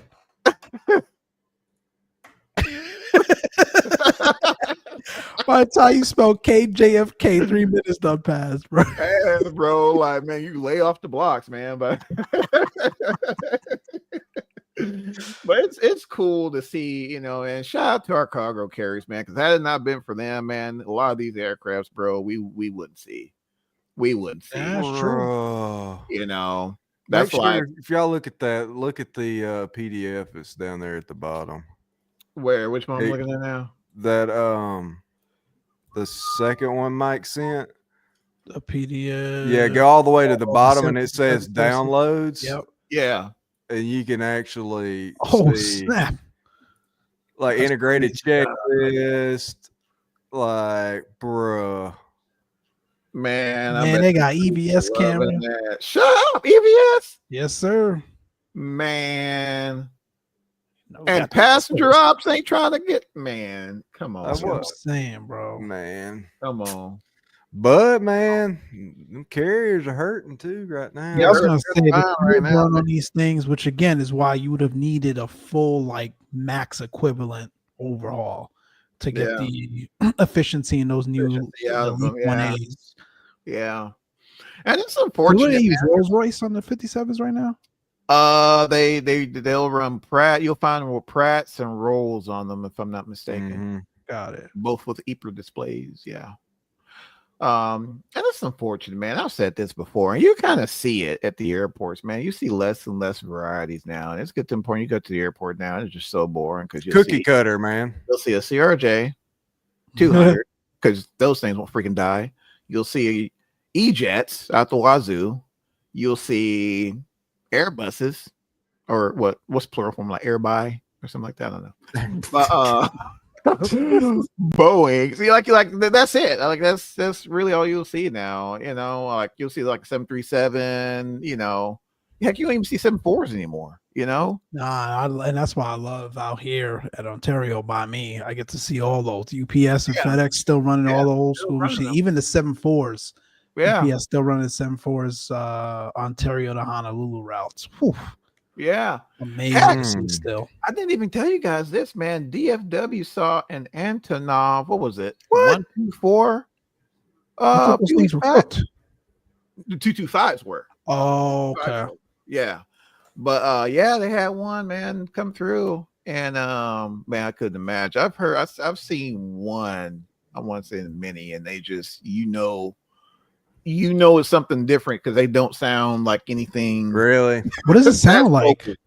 Oh, dude, it's just this unadulterated, just I don't want to even machine. Oh my gosh, yes. You know, you can definitely tell it sounds something like very, you know, you don't get that low hum of a high bypass turbofan. Gotcha. It's just that raw, unadulterated. Pure energy. Just, oh yeah, man. It's nice. It's nice. This thing burns 18 to 22 tons of fuel per hour. Who? The Antonov. Back, yeah, bro. Jeez. Yes. We don't care. We're not when we're employing an Antonov, we don't care about fuel burn. We need something really big to get from point A to point B. On a I would hate to pay that fuel bill, bro. Could you imagine what the fuel bill on that thing is? Sheesh, man. I don't know, man, but it's enough for a lot of these folks to pay that thing to move their crap from point to point B because ain't much out there that has the capacity that they do. It's true. You know, aside from like C-17 or whatever. Right now, bro. I'm curious. But how many gallons this thing holds? Especially like the 225, man, and like the 225, like the crew. Whew, yeah. Like if you look at the flight deck, man, it's like 10 people up there. It's nuts, man. Bro, everybody knobs and buttons and levers. And when you see them, and of course we're all on tangents, but when you We all see are. when you see them flying the final, bro, they're not handing nothing, bro. You got the captain and the FO. Oh Like, yeah, they're I've seen that. both on the stick, bro, because there's just like No room for error. no room for error. Like they're both on the stick. And then you got the flight engineer on the throttles, man, because it's just raw airplane at that point, bro. You ain't got no fly by wire, you ain't got none of that, bro. You just got cables, and airplane. That's it. That's it. Yeah, my man said cables. You're better off just pulling them things.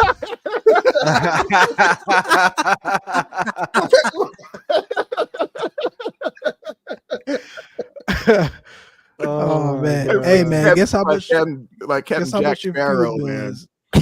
What? He said Jack Sparrow. Like a black pearl in this joint, man. It's crazy. Guess how much your fuel bill would be to fill up the Anatov? What's that? $77? Yeah, all right. $793,000, bro. Golly, oh my gosh, That's crazy. Like that stuff just blows my mind, man. Like, how do you afford that? Like, But tax dollars. yeah, there is when that. That's you look how. at it, man, they move a lot of high value cargo. There's a few videos floating on YouTube where it's like they do like the pole point A to point B experience. It's pretty interesting, man. I think Smithsonian had it on there too. And you watch, man, it's always high value critical cargo that they move, and that's all they do. They'll go from they'll even deadhead somewhere to move something to another place. It's pretty fascinating, man, to see. And I've always, the Ukrainian aircraft, man, they just, and the Russian aircraft, I always just had a affinity for their toughness. They've always built their aircraft for ruggedness and toughness, and it's just ain't nothing pretty about them, but they ain't. No, they just weren't, bro. I was watching a video on the MiG-25, man, and just a stark contrast between how we design our aircraft and how they design, and the majority of it's steel. It's steel. Yeah. Mm-hmm. That's we're not talking aluminum or freaking steel, and those things were busting performance records. Like there's still records I want to say that stand to this day, that the MiG-25 did. I mean, it's just a whole bunch of thrust and metal. Like that's and metal, that's it. And that was it, man. And some cables. Hell in the 80s, bro. Hell, bro. True. That's crazy, I man. hate a fighter pilot in the U.S. and see one of them things coming, bro. Crazy, bro. But man, you're gonna have to give us a take on that 757 trip, man. Definitely, man. I will definitely report back. I'm looking forward to it because it only dawned on me after we booked it, and I was like, wait a minute, man. I've never been on a 757 ever. Wow. Perhaps by then we may have one in the sim to hold your breath. No, man. It ain't coming. Yeah. Are we approaching another expo? It ain't coming. Man. Oh, but they're gonna have previews there. It ain't coming. yeah, I was right. Hey, man, people go, oh, bro, I'm telling you, they don't want to hear. I'm sorry. I'm sorry, guys. I hate to be that guy. I don't want to see no more previews. I can go on YouTube and pull up a preview of 7. I know what 757 looks like. I need one of them. Man, we can watch it till Monday morning right now. My Lord. Oh my gosh. All right. Where are we at, man? Oh gosh, hour and a half. Jeez Louise. Time flies when you're talking about bluebirds. Yeah. I almost said something else, but I'm glad I didn't. Charlie about slipped up there. Oh man, straight got canceled, man. Oh my gosh. Man, guys, that's wild. But yeah, so pretty interesting, man. Have you been in DCS? Like, speaking of, we're not gonna get on DCS right now. Dash 8 Q400, X-Plane 12, Charlie. What your feels, man? How you feels? Make sure you know what you're doing before going into Billy Bishop. Because your butt will end up in the water. My man ran some porter ops, huh? I did. Well, we tried. but we weren't successful. Nah, man, she's solid. I'm glad to see that old girl back in X-Plane. I've actually missed flying that thing. Yeah, I forgot how apparently, but I did too, man. It took me a minute to. I actually left I out of was Billy so Bishop. fast, bro. My first trip, bro. I didn't come into Billy, but I went out. Well, it didn't even dawn on me. I just flight, you know, where I was like, -8 route. Yeah. Oh, Newark to Toronto. Perfect. Right. Hour and a half. Call it slick. Mhm. I'm coming in. I'm like, oh crap. That freaking carrier. I come Runway. out of the clouds, shot the visual. I thought, was it 2.6 or 2.9? Yep, 2.6. Yep. And I was like, we in trouble. We in slap trouble. We had the storm coming over the house. Oh, wow. I'm like, man, Water. file, exit, shut down. Oh my god. We'll give her another whirl, but man, Yeah, it took me a minute because I had to remember all the stuff, go through the checklist. Like, she has her nuances, bro. There's no she lie does. about that, man. But it's so rewarding, man. And I think that's why I gravitate to the queue as much as I do, man. I love the places that goes, especially Porter, man. Porter Airlines for the win, because they're one of the few carriers still sending those things, and they're about the only one here that I could. Yeah, North America, absolutely, man. And it's so rewarding coming into the small, Canadian airports, Thunder Bay, Sault Ste. Marie, Windsor. Man, it's just so many routes, so many scenic routes to take that thing to, man. But Billy Bishop's challenging, bro.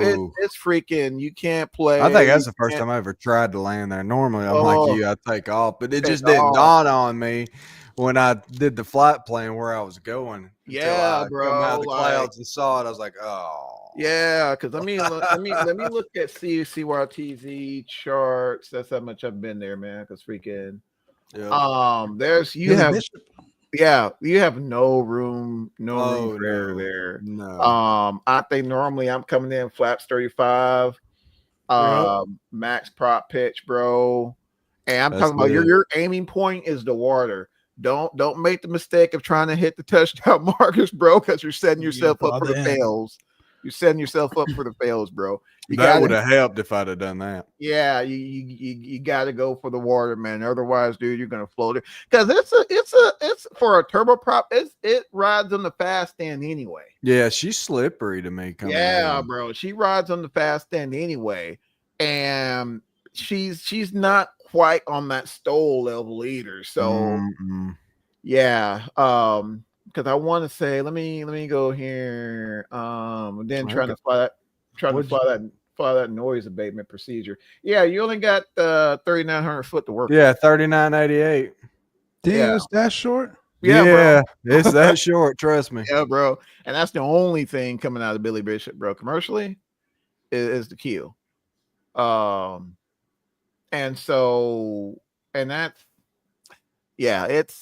gotta be on your P's and Q's. I think even on departure, man, you can't play around. You're holding the brakes. You're setting takeoff power, then you're releasing, and you're setting up for the go. Like you're not messing around with it at all, man. But it's just a challenging and rewarding airplane to fly. They did do some pretty significant improvements with the UNS flight management system that they have in there. Everything was smooth, man. What was weird? That's what I was asking you earlier. I was like, it just seems bigger in X-Plane 12 than I remember in 11. Like sitting at the window view, I was looking out. I was like, this thing looks monstrous. I wonder if it's maybe the camera angles or something, perhaps, or the focus or something. It may be, but like even zoomed out, I was like, dang, them tires look like they're like 380 size tires. So I don't know. But yeah, I have to jump back in there and check it out. But she was smooth. I like it, man, because another aspects I love about it is the functionality of the cabin. Not that most folks really care about it, but when you're on those long cruises, man, I'll venture back and like everything is freaking interactive in that thing. Yeah. Overhead bands, the every tray table. The labs are functional. You can set the temperature in the back. I mean, it's for its time, bro. It was probably, and even now, man, I think it's probably one of the best. Oh, absolutely. Cabins in that sim period. Oh, 100%. You know, so I'm definitely hyped about the new because I was a little worried about it, man. I was like, man, I hope it's not doing. Well, man, I saw that. I saw that tweet, and I was like, I forgot about this thing. Like, I was like, oh, cool. I don't have to buy something.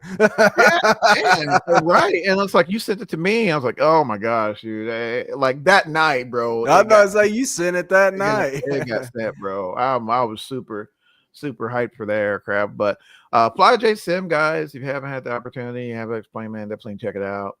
Definitely worth taking a look. See, patience. Yeah, definitely got to have patience with it. Yeah. Another aircraft that I picked up, I don't think I talked about. Did I talk about the Gulfstream, Charlie? They I can't remember. Picked up a Gulfstream? Huh? Yeah, for X-Plane. G650 and a 550. Oh, I think you AKD did. AKDs, yeah. So I ended up picking it up, man, and I did this, guys, again, doing my due diligence, knowing. Hey, man, when he starts to caveat that way, he wasn't feeling it. Yeah, I wasn't, bro. Like I wasn't. I slept on this for a long time because I didn't know, man, because it looked a little rough, and I was hearing some things about it, and you know,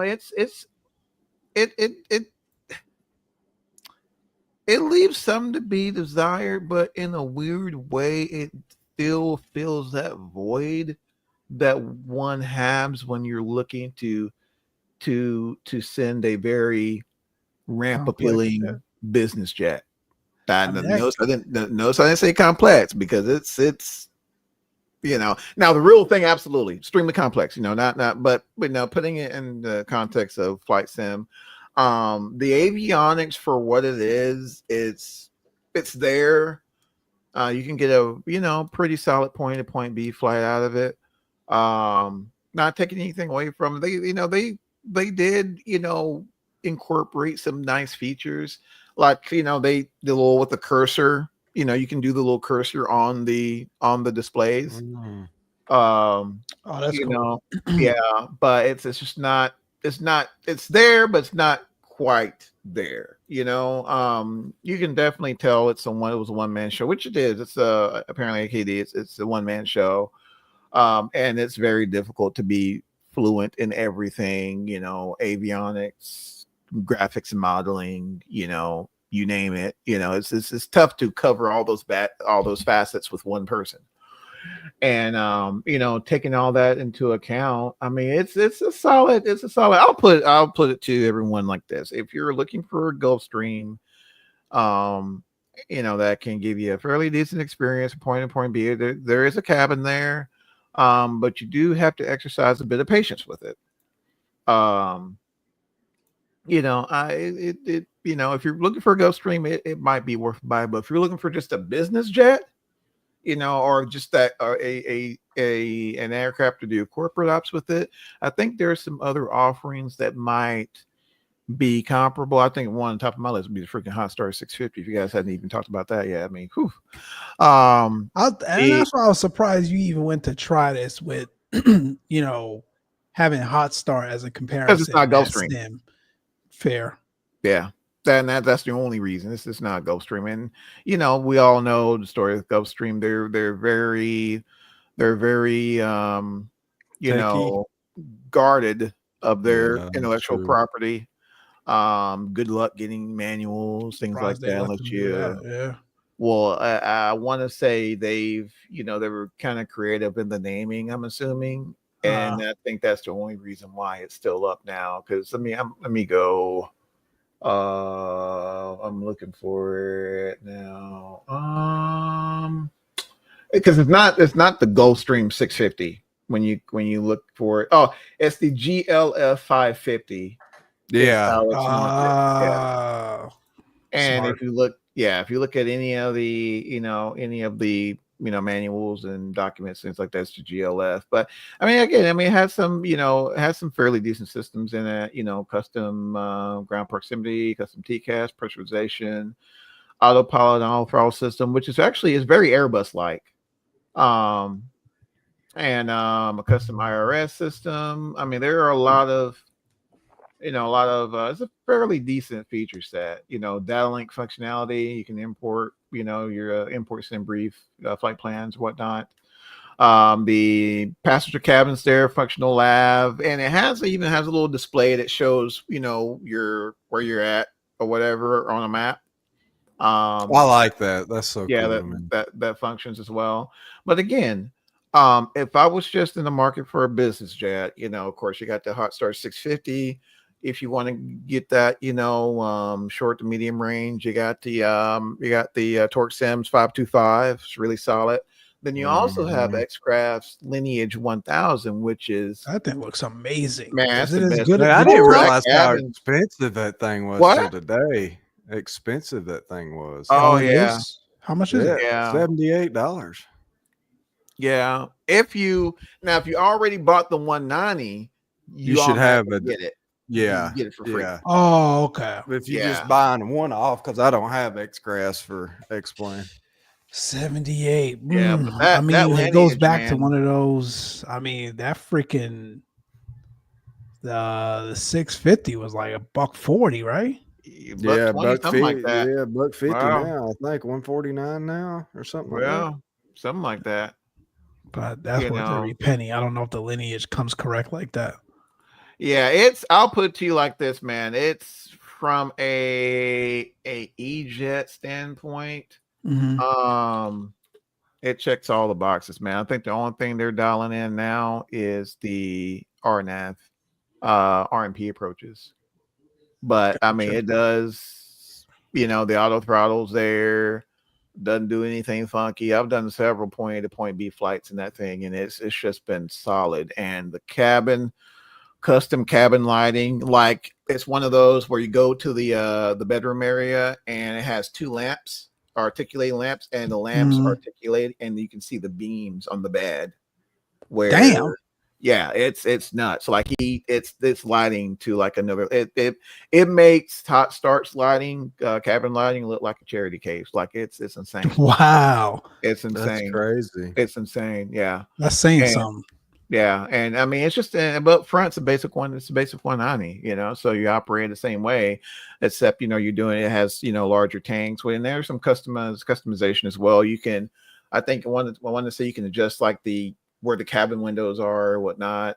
There's some customization there as well. It's a solid offering. Like if you're looking for something to do like those ultra long corporate hauls, it's definitely worth a peek. It has the steep approach system, so it's certified for London City's 5.5-degree glide slope. Mm. I'll deploy speed brakes, max range of 4,600 feet. Of course, a private bedroom, interactive cabin with auto stow features, blinds, tables, and doors animate automatically for takeoff, Wow. landing, and turbulence. It's pretty Um, solid. yeah. And the 5 working TVs with internet access. So on the What? TV, you can pull up Google or YouTube or whatever. Like it's nuts. I'm telling you, That- like it's one of the most fleshed out. $78 makes sense then. Yeah, I'll tell you, I'll retract my comment. Yeah. That makes sense. I mean, not that everyone cares about a cabin. I get that. Not not everyone cares about it. But when you're doing Well, a you gotta make that 4,000 decision. nautical mile trip, what the Yeah, fuck bro. else are you doing? Exactly. Sleeping, catch it in the morning. Fair enough. Fair enough. It's one of those things where it's like, again, I'd rather it be there and that is tied into the pricing rather than you still charge me an arm and a leg and you're still lacking those features. You know what I mean? Because we just talked about that. Like Yeah. If for whatever reason PMDG had charged us another $5 to $10 and had all of the immersion that a typical Phoenix product has, I don't think anyone would complain. No. So you'd have less people complain about, man, they could have charged $10 less and got rid of all that immersion crap. I don't need that. Versus the other way around, which we're hearing right now. Yep. Spot on, man. And that's the thing, it's not that, we fly the airplane from the cabin or whatever. And I hate that comment, and there's a lot of aspects to where, I understand it, but at the same time, when you started to get to a certain price point, you're not just selling a simulation of an aircraft, you're selling an experience. Exactly. And there's a lot of developers who have been able to get the price point at an affordable rate, but at the same time provide a good experience. Prime example, Flight FX. I mean, some of their aircraft, man, it's like, for like a GA, like a business, for example, like the Cirrus Jet.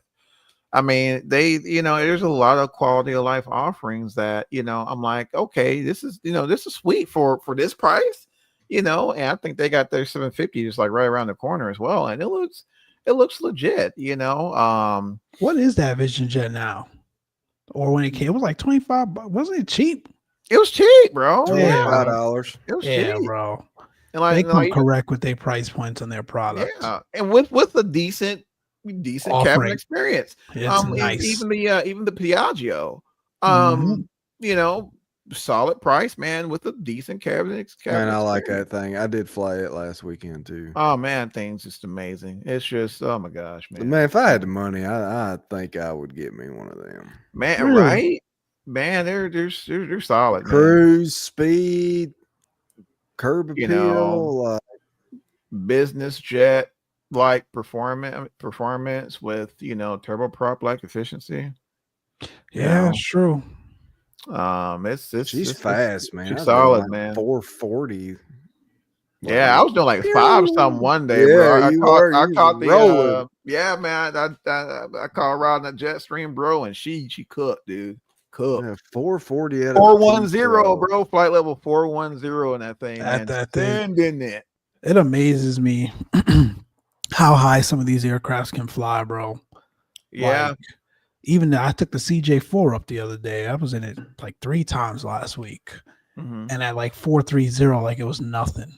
Yeah, that's small little aircraft, not the most powerfulest engines in the world, not the biggest cabin in the world, But just a small little light jet that you could tip over with your finger. I'm exaggerating, of course, but like you look at it on the ramp and you're like, there's no way that thing should be flying at 43,000 feet, bro. It's crazy.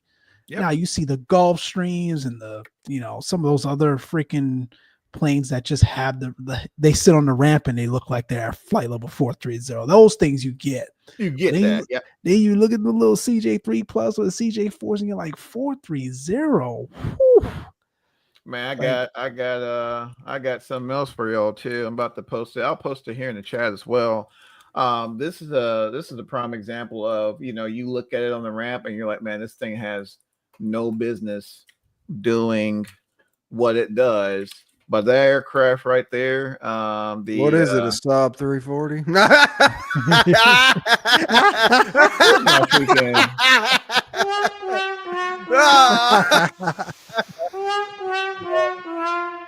Oh my, that's not me.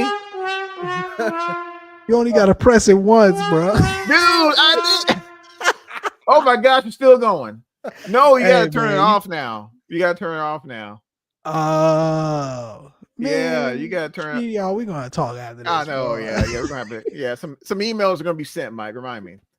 But that aircraft there, man, the Piper Cheyenne. Wait, where'd you send it? I put it in the. Oh no, I didn't put it in it. Well, I put it for the audience. Yeah, the audience as well. Okay, but yeah, let's see.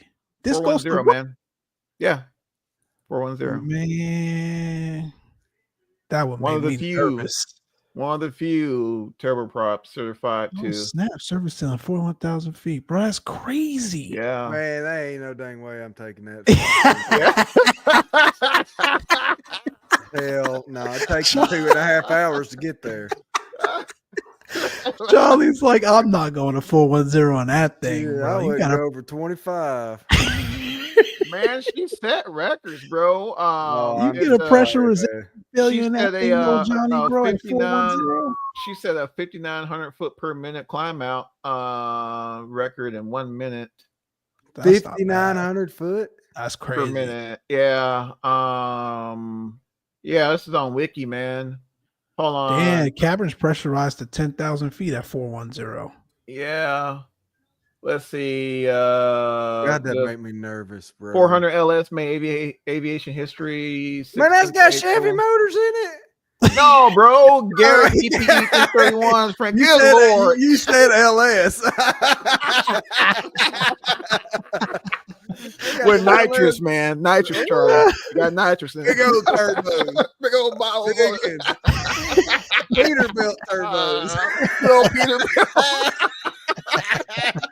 Hey, man, 2 Caterpillar engines on it, bro. Bro. Man, y'all Oh, crazy, bro. Lord. Oh, bro. But yeah, man, she's capable. She's definitely been a part of some records here. Shattering 2 time to climb records for all turboprop classes. So 37 remain. yeah, not many of them, man. But yeah, to Mike's point, man, some of these aircraft, dude, their performance definitely overshadows their looks, because you look at that thing, you're like, bro, there's no freaking What's way. the price on that thing, bro? Oh man, let me see. Let me check out old Hit up controller. old controller, man. Like I about to go buy one here. He said me Like he's waiting to sign the daggum note right now. Yeah, man. Some of these are like call for a price, so you need to leave it alone, bro. Hey, man. Yeah. It says call for price, don't even bother, bro. Man, I'd call him with 92 cents in my bank account and be like, hey, what y'all asking for that? Hey, man, It's would you trade for a 1991 Bass Tracker boat? Would have blown up to 125. Oh my gosh, man. His carburetor ain't been cranked in 3 years. Charlie, the lower unit needs rebuilt. There you go. Ain't got no gas in it. I know. It I know probably what I don't. got. Done evaporated. I know. out. I can't. I know what I got. Oh, Lord. Oh my gosh. A fishing boat is what we were referring to, ladies. Oh, God, I know what I got. Oh my gosh, man. But looks like you can cop one for about, I don't know, man, about 800K. Looks like it's what you can pick one of these guys up for. I'm pretty sure you can get a beater, man, for less. I mean, I see them. a beater. Yeah, they're going to take the 41K. Oh man, freaking attitude indicators missing, bro. Yeah. I'm pretty sure you can cop one. And they got one here for about 400,000. Man, you may want to leave that one alone. Total time 11,000 hours. Good lord. Yeah, you want to See, man, I'm weird about you stuff, bro. I could not that do it. wore out. But man, and here's that's the thing about aviation, bro, because you Yeah, have to bro, understand, it's like different. a lot of the components Oh, yeah. are have to be rebuilt for them to even get Mhm. certified to fly. You know what I'm saying? Like Yeah. those engines have been overhauled, Lord knows how many times. Several now, times, 11,000. bro. They may not even be the same engines. Exactly. You know what I'm Probably saying? The not. avionics probably aren't even the same. Probably the only thing that you got 11,000 hours on is It's like the the airframe. body. The frame. Yeah.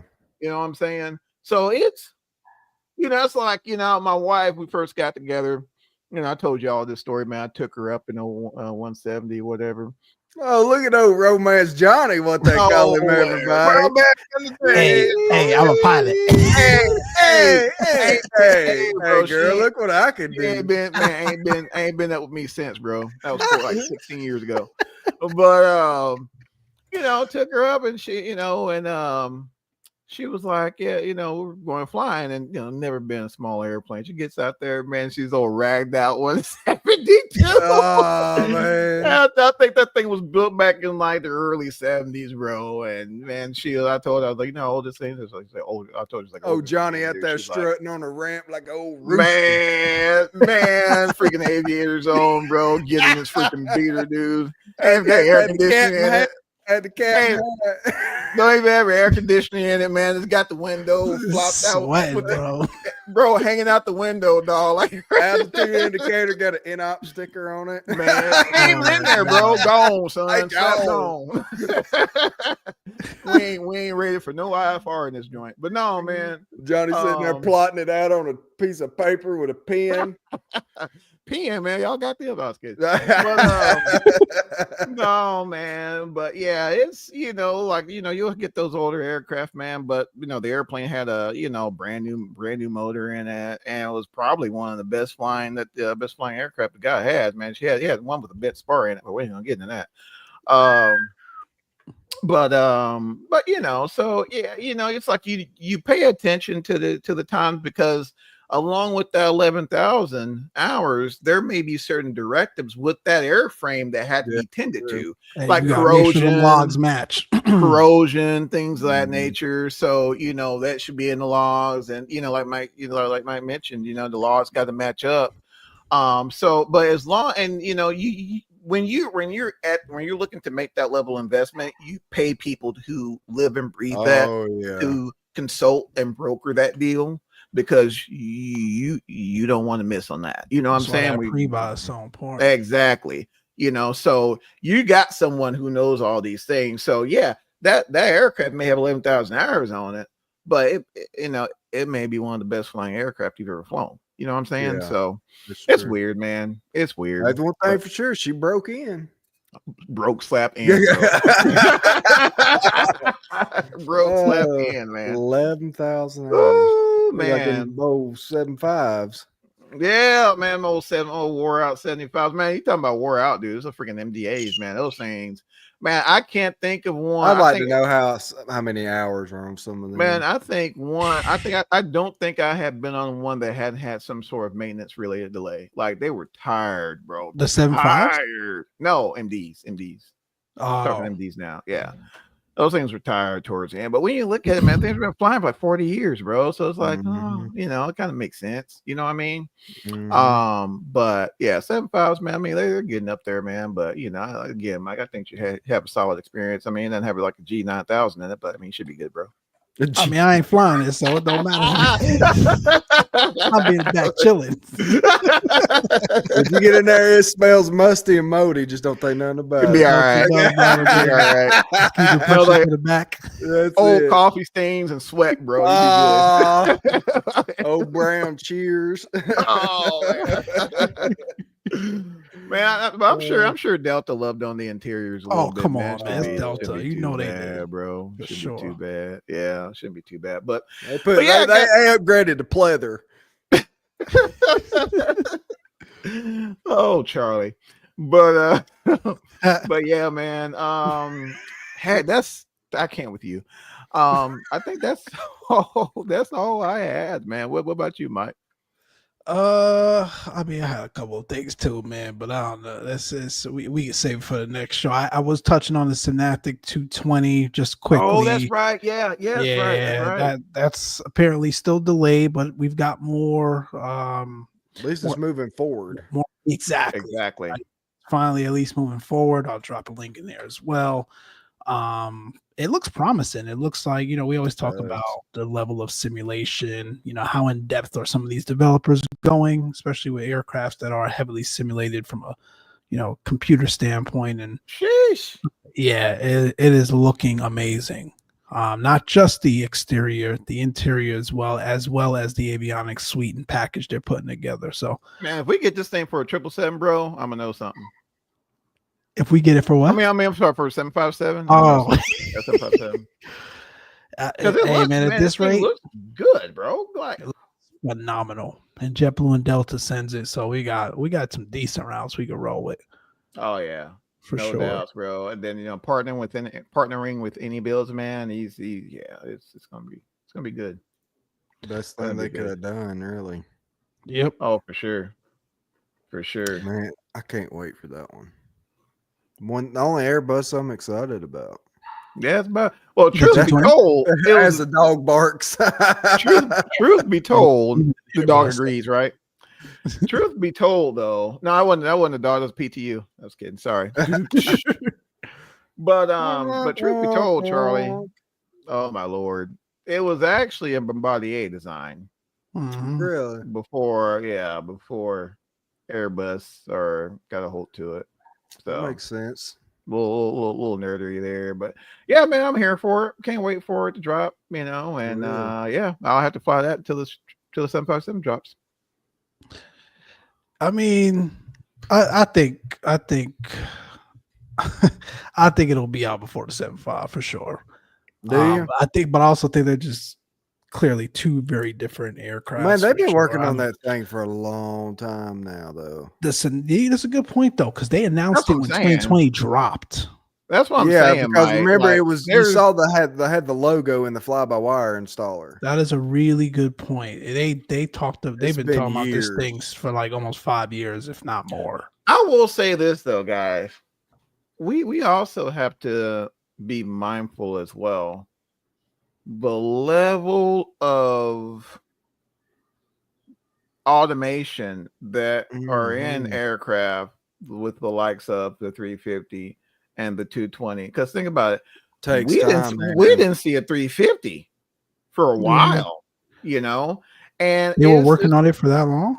it's a lot. I don't think it was quite that long, but you gotta know. I mean, It's quite some time.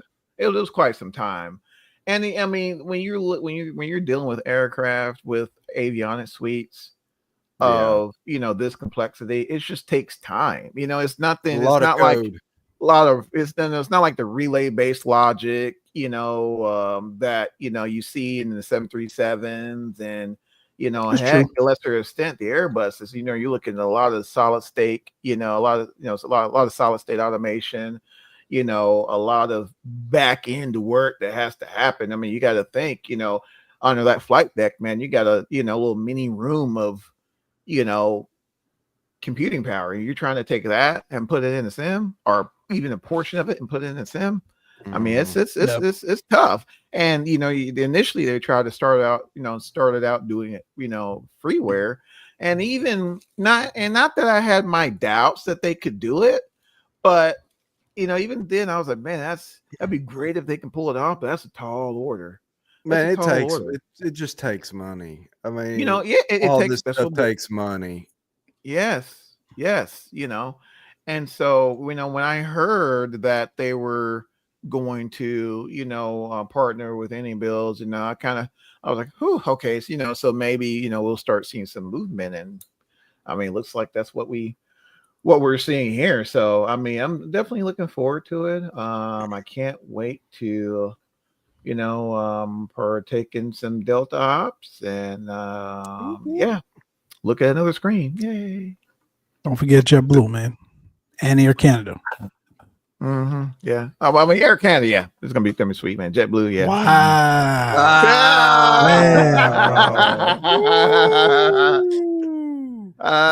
To that end, Lord. nah, it's all love. It's cool, man. Apparently, yeah. they're gonna be possibly uniting with United, so we'll see how that plays out. Oh, I thought they done rolled back that deal. Nah, they rolled back some American thing. Oh, is that what it American was? been at it for a while now. They were even co-chair partners for quite some time, and then they repealed that. And then they tried to do, I think, take that to the next level. That was vetoed. Yeah, there's been a lot of back and forward. So I think, as much as I love JetBlue, I think there is, it's coming to the point where they need to merge with someone. Man, what's killing them? What's killing them, Mike? What do you think? I don't know, bro. Like, and that's the thing. I'm trying to like take bias out of it because I love that airline. It's it's my hometown airline in New York for a long time. I used them back and forth when I go between LA and New York still. And I could count on, I've been flying JetBlue for 10 years and count on one hand how many bad experiences I've had with them, and quote unquote bad experience. I use that loosely, like probably 2. Delays, maybe 3. And we're talking 10 years. Um, I, Wow. I don't know. I know others don't have that same, that same, luck with them or whatever it may be. Mm-hmm. I think part of it is them finding themselves trying to play in this realm of premium offering while still Mm-hmm. maintaining the budget airline pricing. Mm-hmm. And they are trying to appeal to, you know, those that typically get their premium offerings from premium airlines like a Delta and a Mm-hmm. United, and even American to a degree, but still trying to cater to that budget crowd or the budget audience, if you will. And it's just not resonating with the premium audience enough. Right. And I think, that is partly hurting them in the wallet.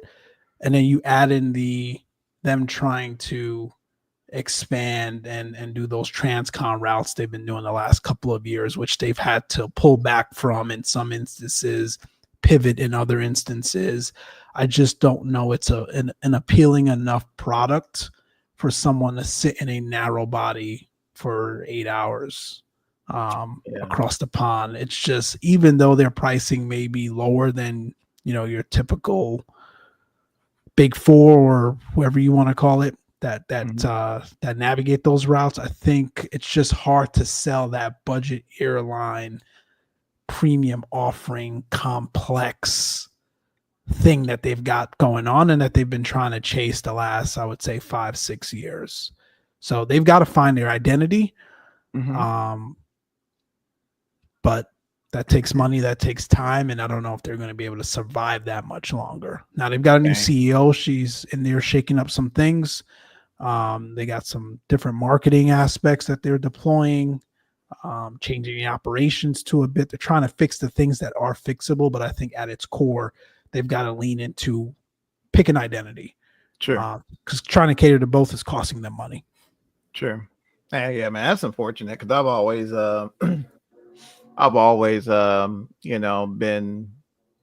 been pretty impressed with, their level of customer service, man. But to your point, I ain't gonna lie, man, especially when I'm doing business travel, there's been many and times where I'll have to, I'll be, setting up things in Concur, man, and my company would be like, heck no, bro, because like they were on the higher end, man. It was just, and then, Yeah. I'm sure a lot of travel agencies, American, they love working those deals with American, Delta, as it relates to corporate travel, man. Yeah. But You don't got that with JetBlue, JetBlue. yeah, you don't Nope. really have that with JetBlue, man. And the only times I've seen, like even my counterparts, back in the day traveling, like what we had one guy, he lived in Boston, Yeah. so when he was going, here and there, I mean, yeah. And they're Um, just not competitive enough in enough markets, I would say. sure. Even the markets where they're supposed to have on lock, like a Boston and like a New York, and even Hmm. to a degree the South Florida area, Hmm. they just still get eat up by Delta, American, and United. Hmm. And then again, this pick an identity, premium or budget airline. They get their ass kicked by Spirit and others in those Hmm. same markets when they're trying to compete in both a premium and budget friendly scenario. Whereas Spirit is like, nah, this is our lane. Now you could Yep. argue to a degree that hasn't done well for Spirit either. Sure, Sure. they have an identity, they've picked the lane, and they're still struggling. But there's some other things obviously that are underlying there that has caught them up. But I think JetBlue's problem is trying to pick an identity for sure. Part That of makes it, at sense. least. Yeah, that makes sense. Yeah, it'd be interesting to see how that pans out. Yeah, it's just I don't know, man. It just seems like the airlines in general is just things been pretty It's tough. tough, man. It's a rough Talking to market, a lot bro.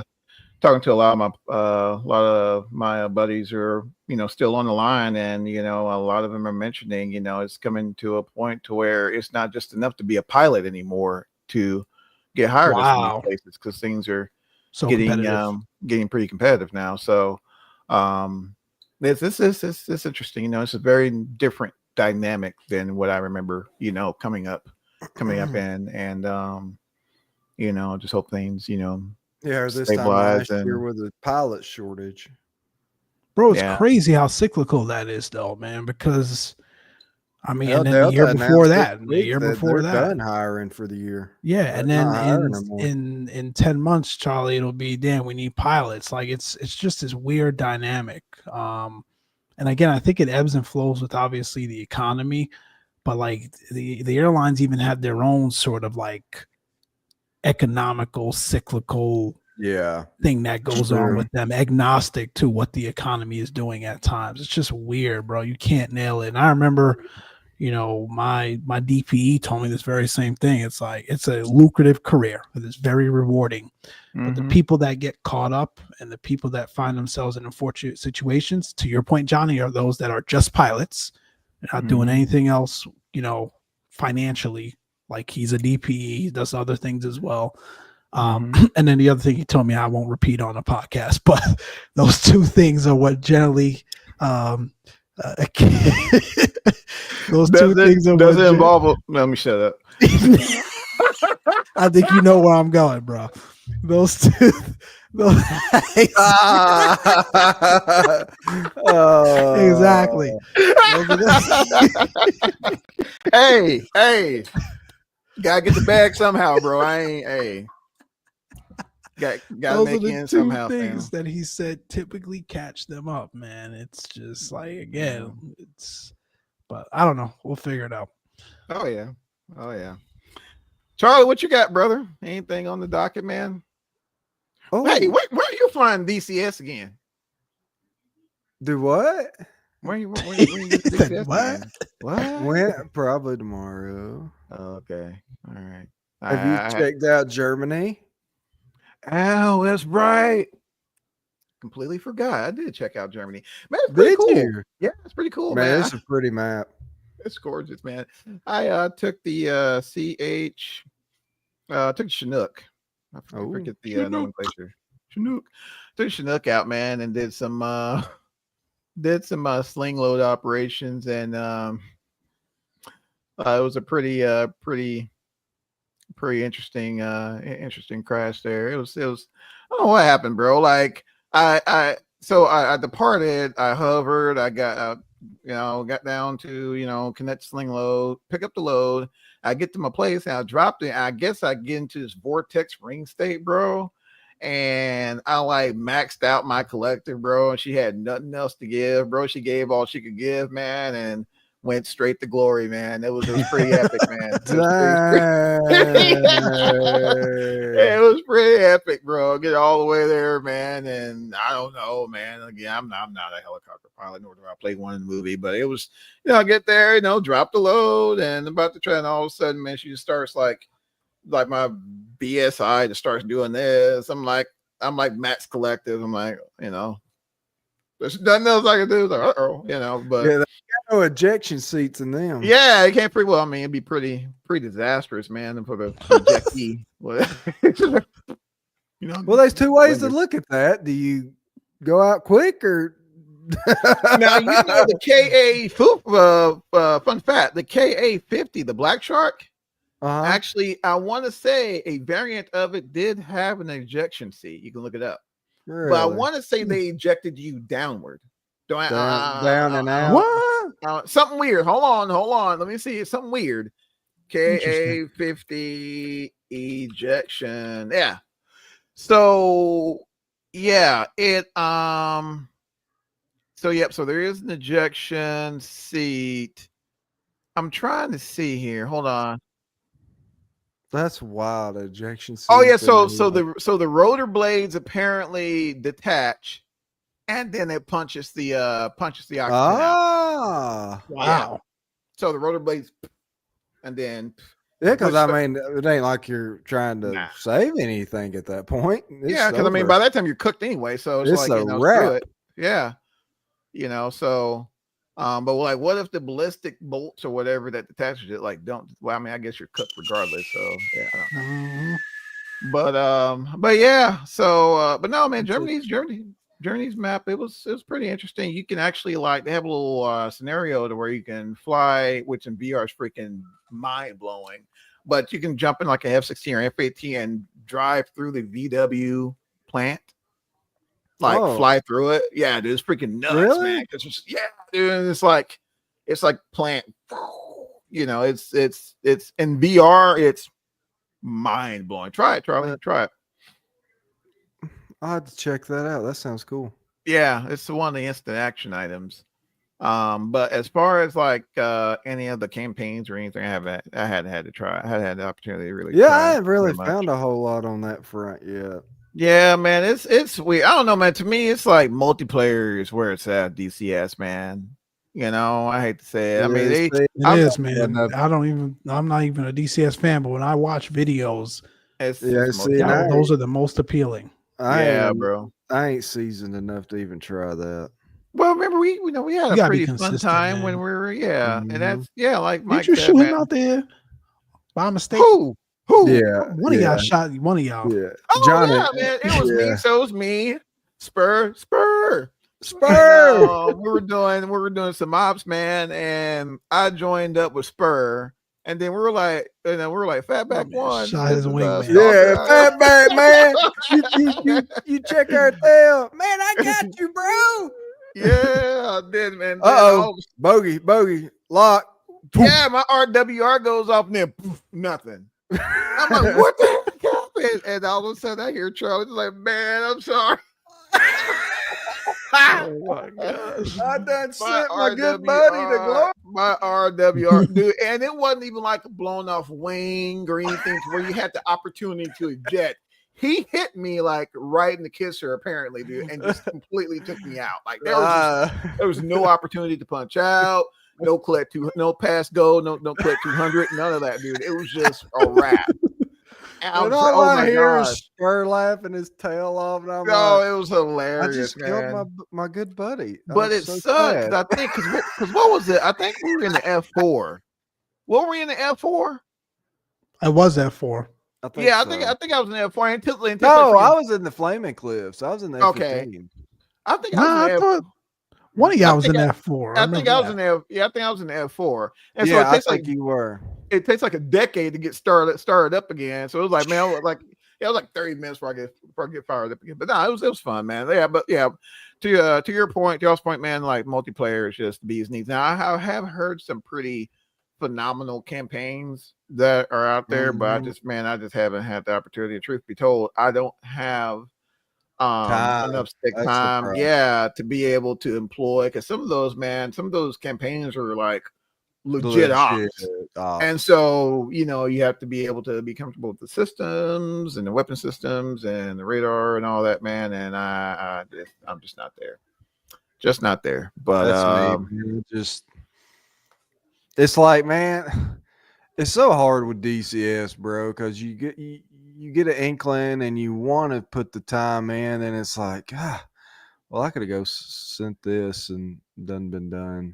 You know what I mean? yeah. It's But I guess so that's hard. when like Flaming Cliffs comes into play, right? Yeah, It's not but then kind of you like don't get me. You don't have the immersion part of it it. doesn't hit as hard as like a full fidelity. Control E and you're gone. Yeah, module. Yeah, it's unfortunate, man. But I still enjoy it when I have time. It's just, man, it's just freaking having the time. But yeah, it's been aside from that, man. It was, I know a lot of the aircraft are continuously getting updates. Oh man, so guys, I know, Mike, you don't really follow DCS much, but I don't know, fellas. I'm feeling a way about the whole Razbam DC Eagle Dynamics I never bought into this, situation. So to give you a little context, Mike, on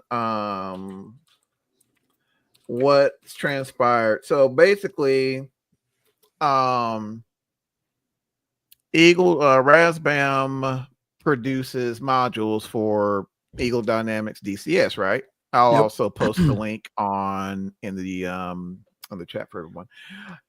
But long story short, they got into some sort of disagreement, and they ended up pulling all their modules. But I guess one of the biggest issues was the Razbam was like the only one to do a legit F-15 Eagle, which is still, I want to say, still active. They also did the Harrier, and they were working on a couple others as well. And basically the main point about the main issue on the disagreement was about unpaid money. Razbam was saying that they have not received payments from Eagle Dynamics for over a year. Eagle Dynamics, while not directly talking about the payment issue, has accused Razbam of breaking their contract and intellectual property violations. And that has a lot of folks feeling away, because a lot of folks, like, for example, they purchased, like I did. I bought their F-15 bought their F-15, and I ended up having to get a refund because it's not that they won't remove it out of your catalog, but you won't get any more updates. And the F-15 was one of those early access aircraft. You won't get updates to the entire airplane, or just the areas the entire airplane. So Razbam's aircraft, because they quit developing.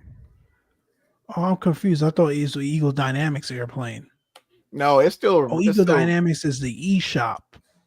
Razbam is the developer. Eagle Dynamics is DCS. Oh, I'm an idiot. Okay, got it. So yeah, they're like the Asobo of DCS. Oh, okay, got it. And then Razbam now this be a makes PMDG sense. of it. Now this makes sense. So it would be like, damn, bro, I can't get no more updates to this plane, and I brought it in the marketplace. Got it. Yep. Okay, and makes sense. Yeah, and so that's unfortunate, man. So what's your way, Johnny? Like, how are you feeling? Are you like aggravated? Man, I don't parties know. Or both parties, because see, I think Razbam tore their good drawers with me years ago, because they used to do aircraft for P3D and FXX. Oh, really? And I didn't know that. They were one of the few developers who produced a Metroliner for P3D. And all of a sudden they just decided, we're off to greener pastures and DCS. The heck with this, and they just stopped all updates for the Metro and P3D, and it just died. And so I already kind of was like, basically sunsetted it. Yeah, so it's just, already kind of felt away, but they went into DCS and they were doing pretty good work apparently. And I was like, well, let me just give him a chance or whatever. So I picked up the F-15, and I don't know, fellas, there's two sides to every story. So we hear the accusations that Razbam is putting out there, but I wouldn't see it being too far-fetched that Razbam's hands aren't clean in this either. I'm just being honest with you, just based on their track record. So will we ever hear the whole story? Probably not. But I mean, now they're like, oh, we're gonna make our own, Sam. Okay. Yeah, good luck with that. I mean, I wish them the best, but hope you're successful. But yeah, I just look at where DCS will be by the time you get that accomplished. Yeah, and it was just, man, and it was, and even on their socials, man, like their Razbam was constantly posting, about their position in this whole issue. And sometimes it's the loudest ones that may have more, I guess. The dog barks first. There you go. There you go. They blasted stuff like them 757 screenshots. Hey, man, let's go ahead. Yeah, bro, we're going on this bro. Oh man, but yeah. Oh my gosh, man. But yeah. But so it's pretty childish, man, and they screwed a lot of people out of a lot of money. Lot of people, man. So I don't know. I mean, at the end of the day, I hope they resolve it and get their products back on there. But we all know how that deal goes. But I mean, that's all I have for DCS, fellas. I mean, anything else? About bedtime. Yeah, it's about bedtime, man, and definitely mine. So I know it's Oh, still good. I know it's still lunchtime over there Yeah, at Mike. No, Mike, man, yeah, lunchtime, I know, bro. what's for I'm what's getting the dinner eyes, bro. We gotta afternoon snack? wrap this up. Afternoon snack. Oh man. Well, as always, ladies and gentlemen, want to give a shout out to all of our partners, good friends over there at EFS, friends over there at High Performance. Steve, love y'all, man. Just don't forget good old Flight Sim Expo right around the corner. It's come around the heck, June be here before you know it. So definitely get those tickets. Yeah, Price about has 3 increased. weeks. But yeah, won't be Literally, long at man. all. Won't be long at all, guys. But aside from that, shout out to all of our Patreon backers. Love you Thank you. guys. Thank y'all for keeping us going. And heck, man, other than that, y'all take care of yourselves and each other. We'll see it. Keep the blue side up.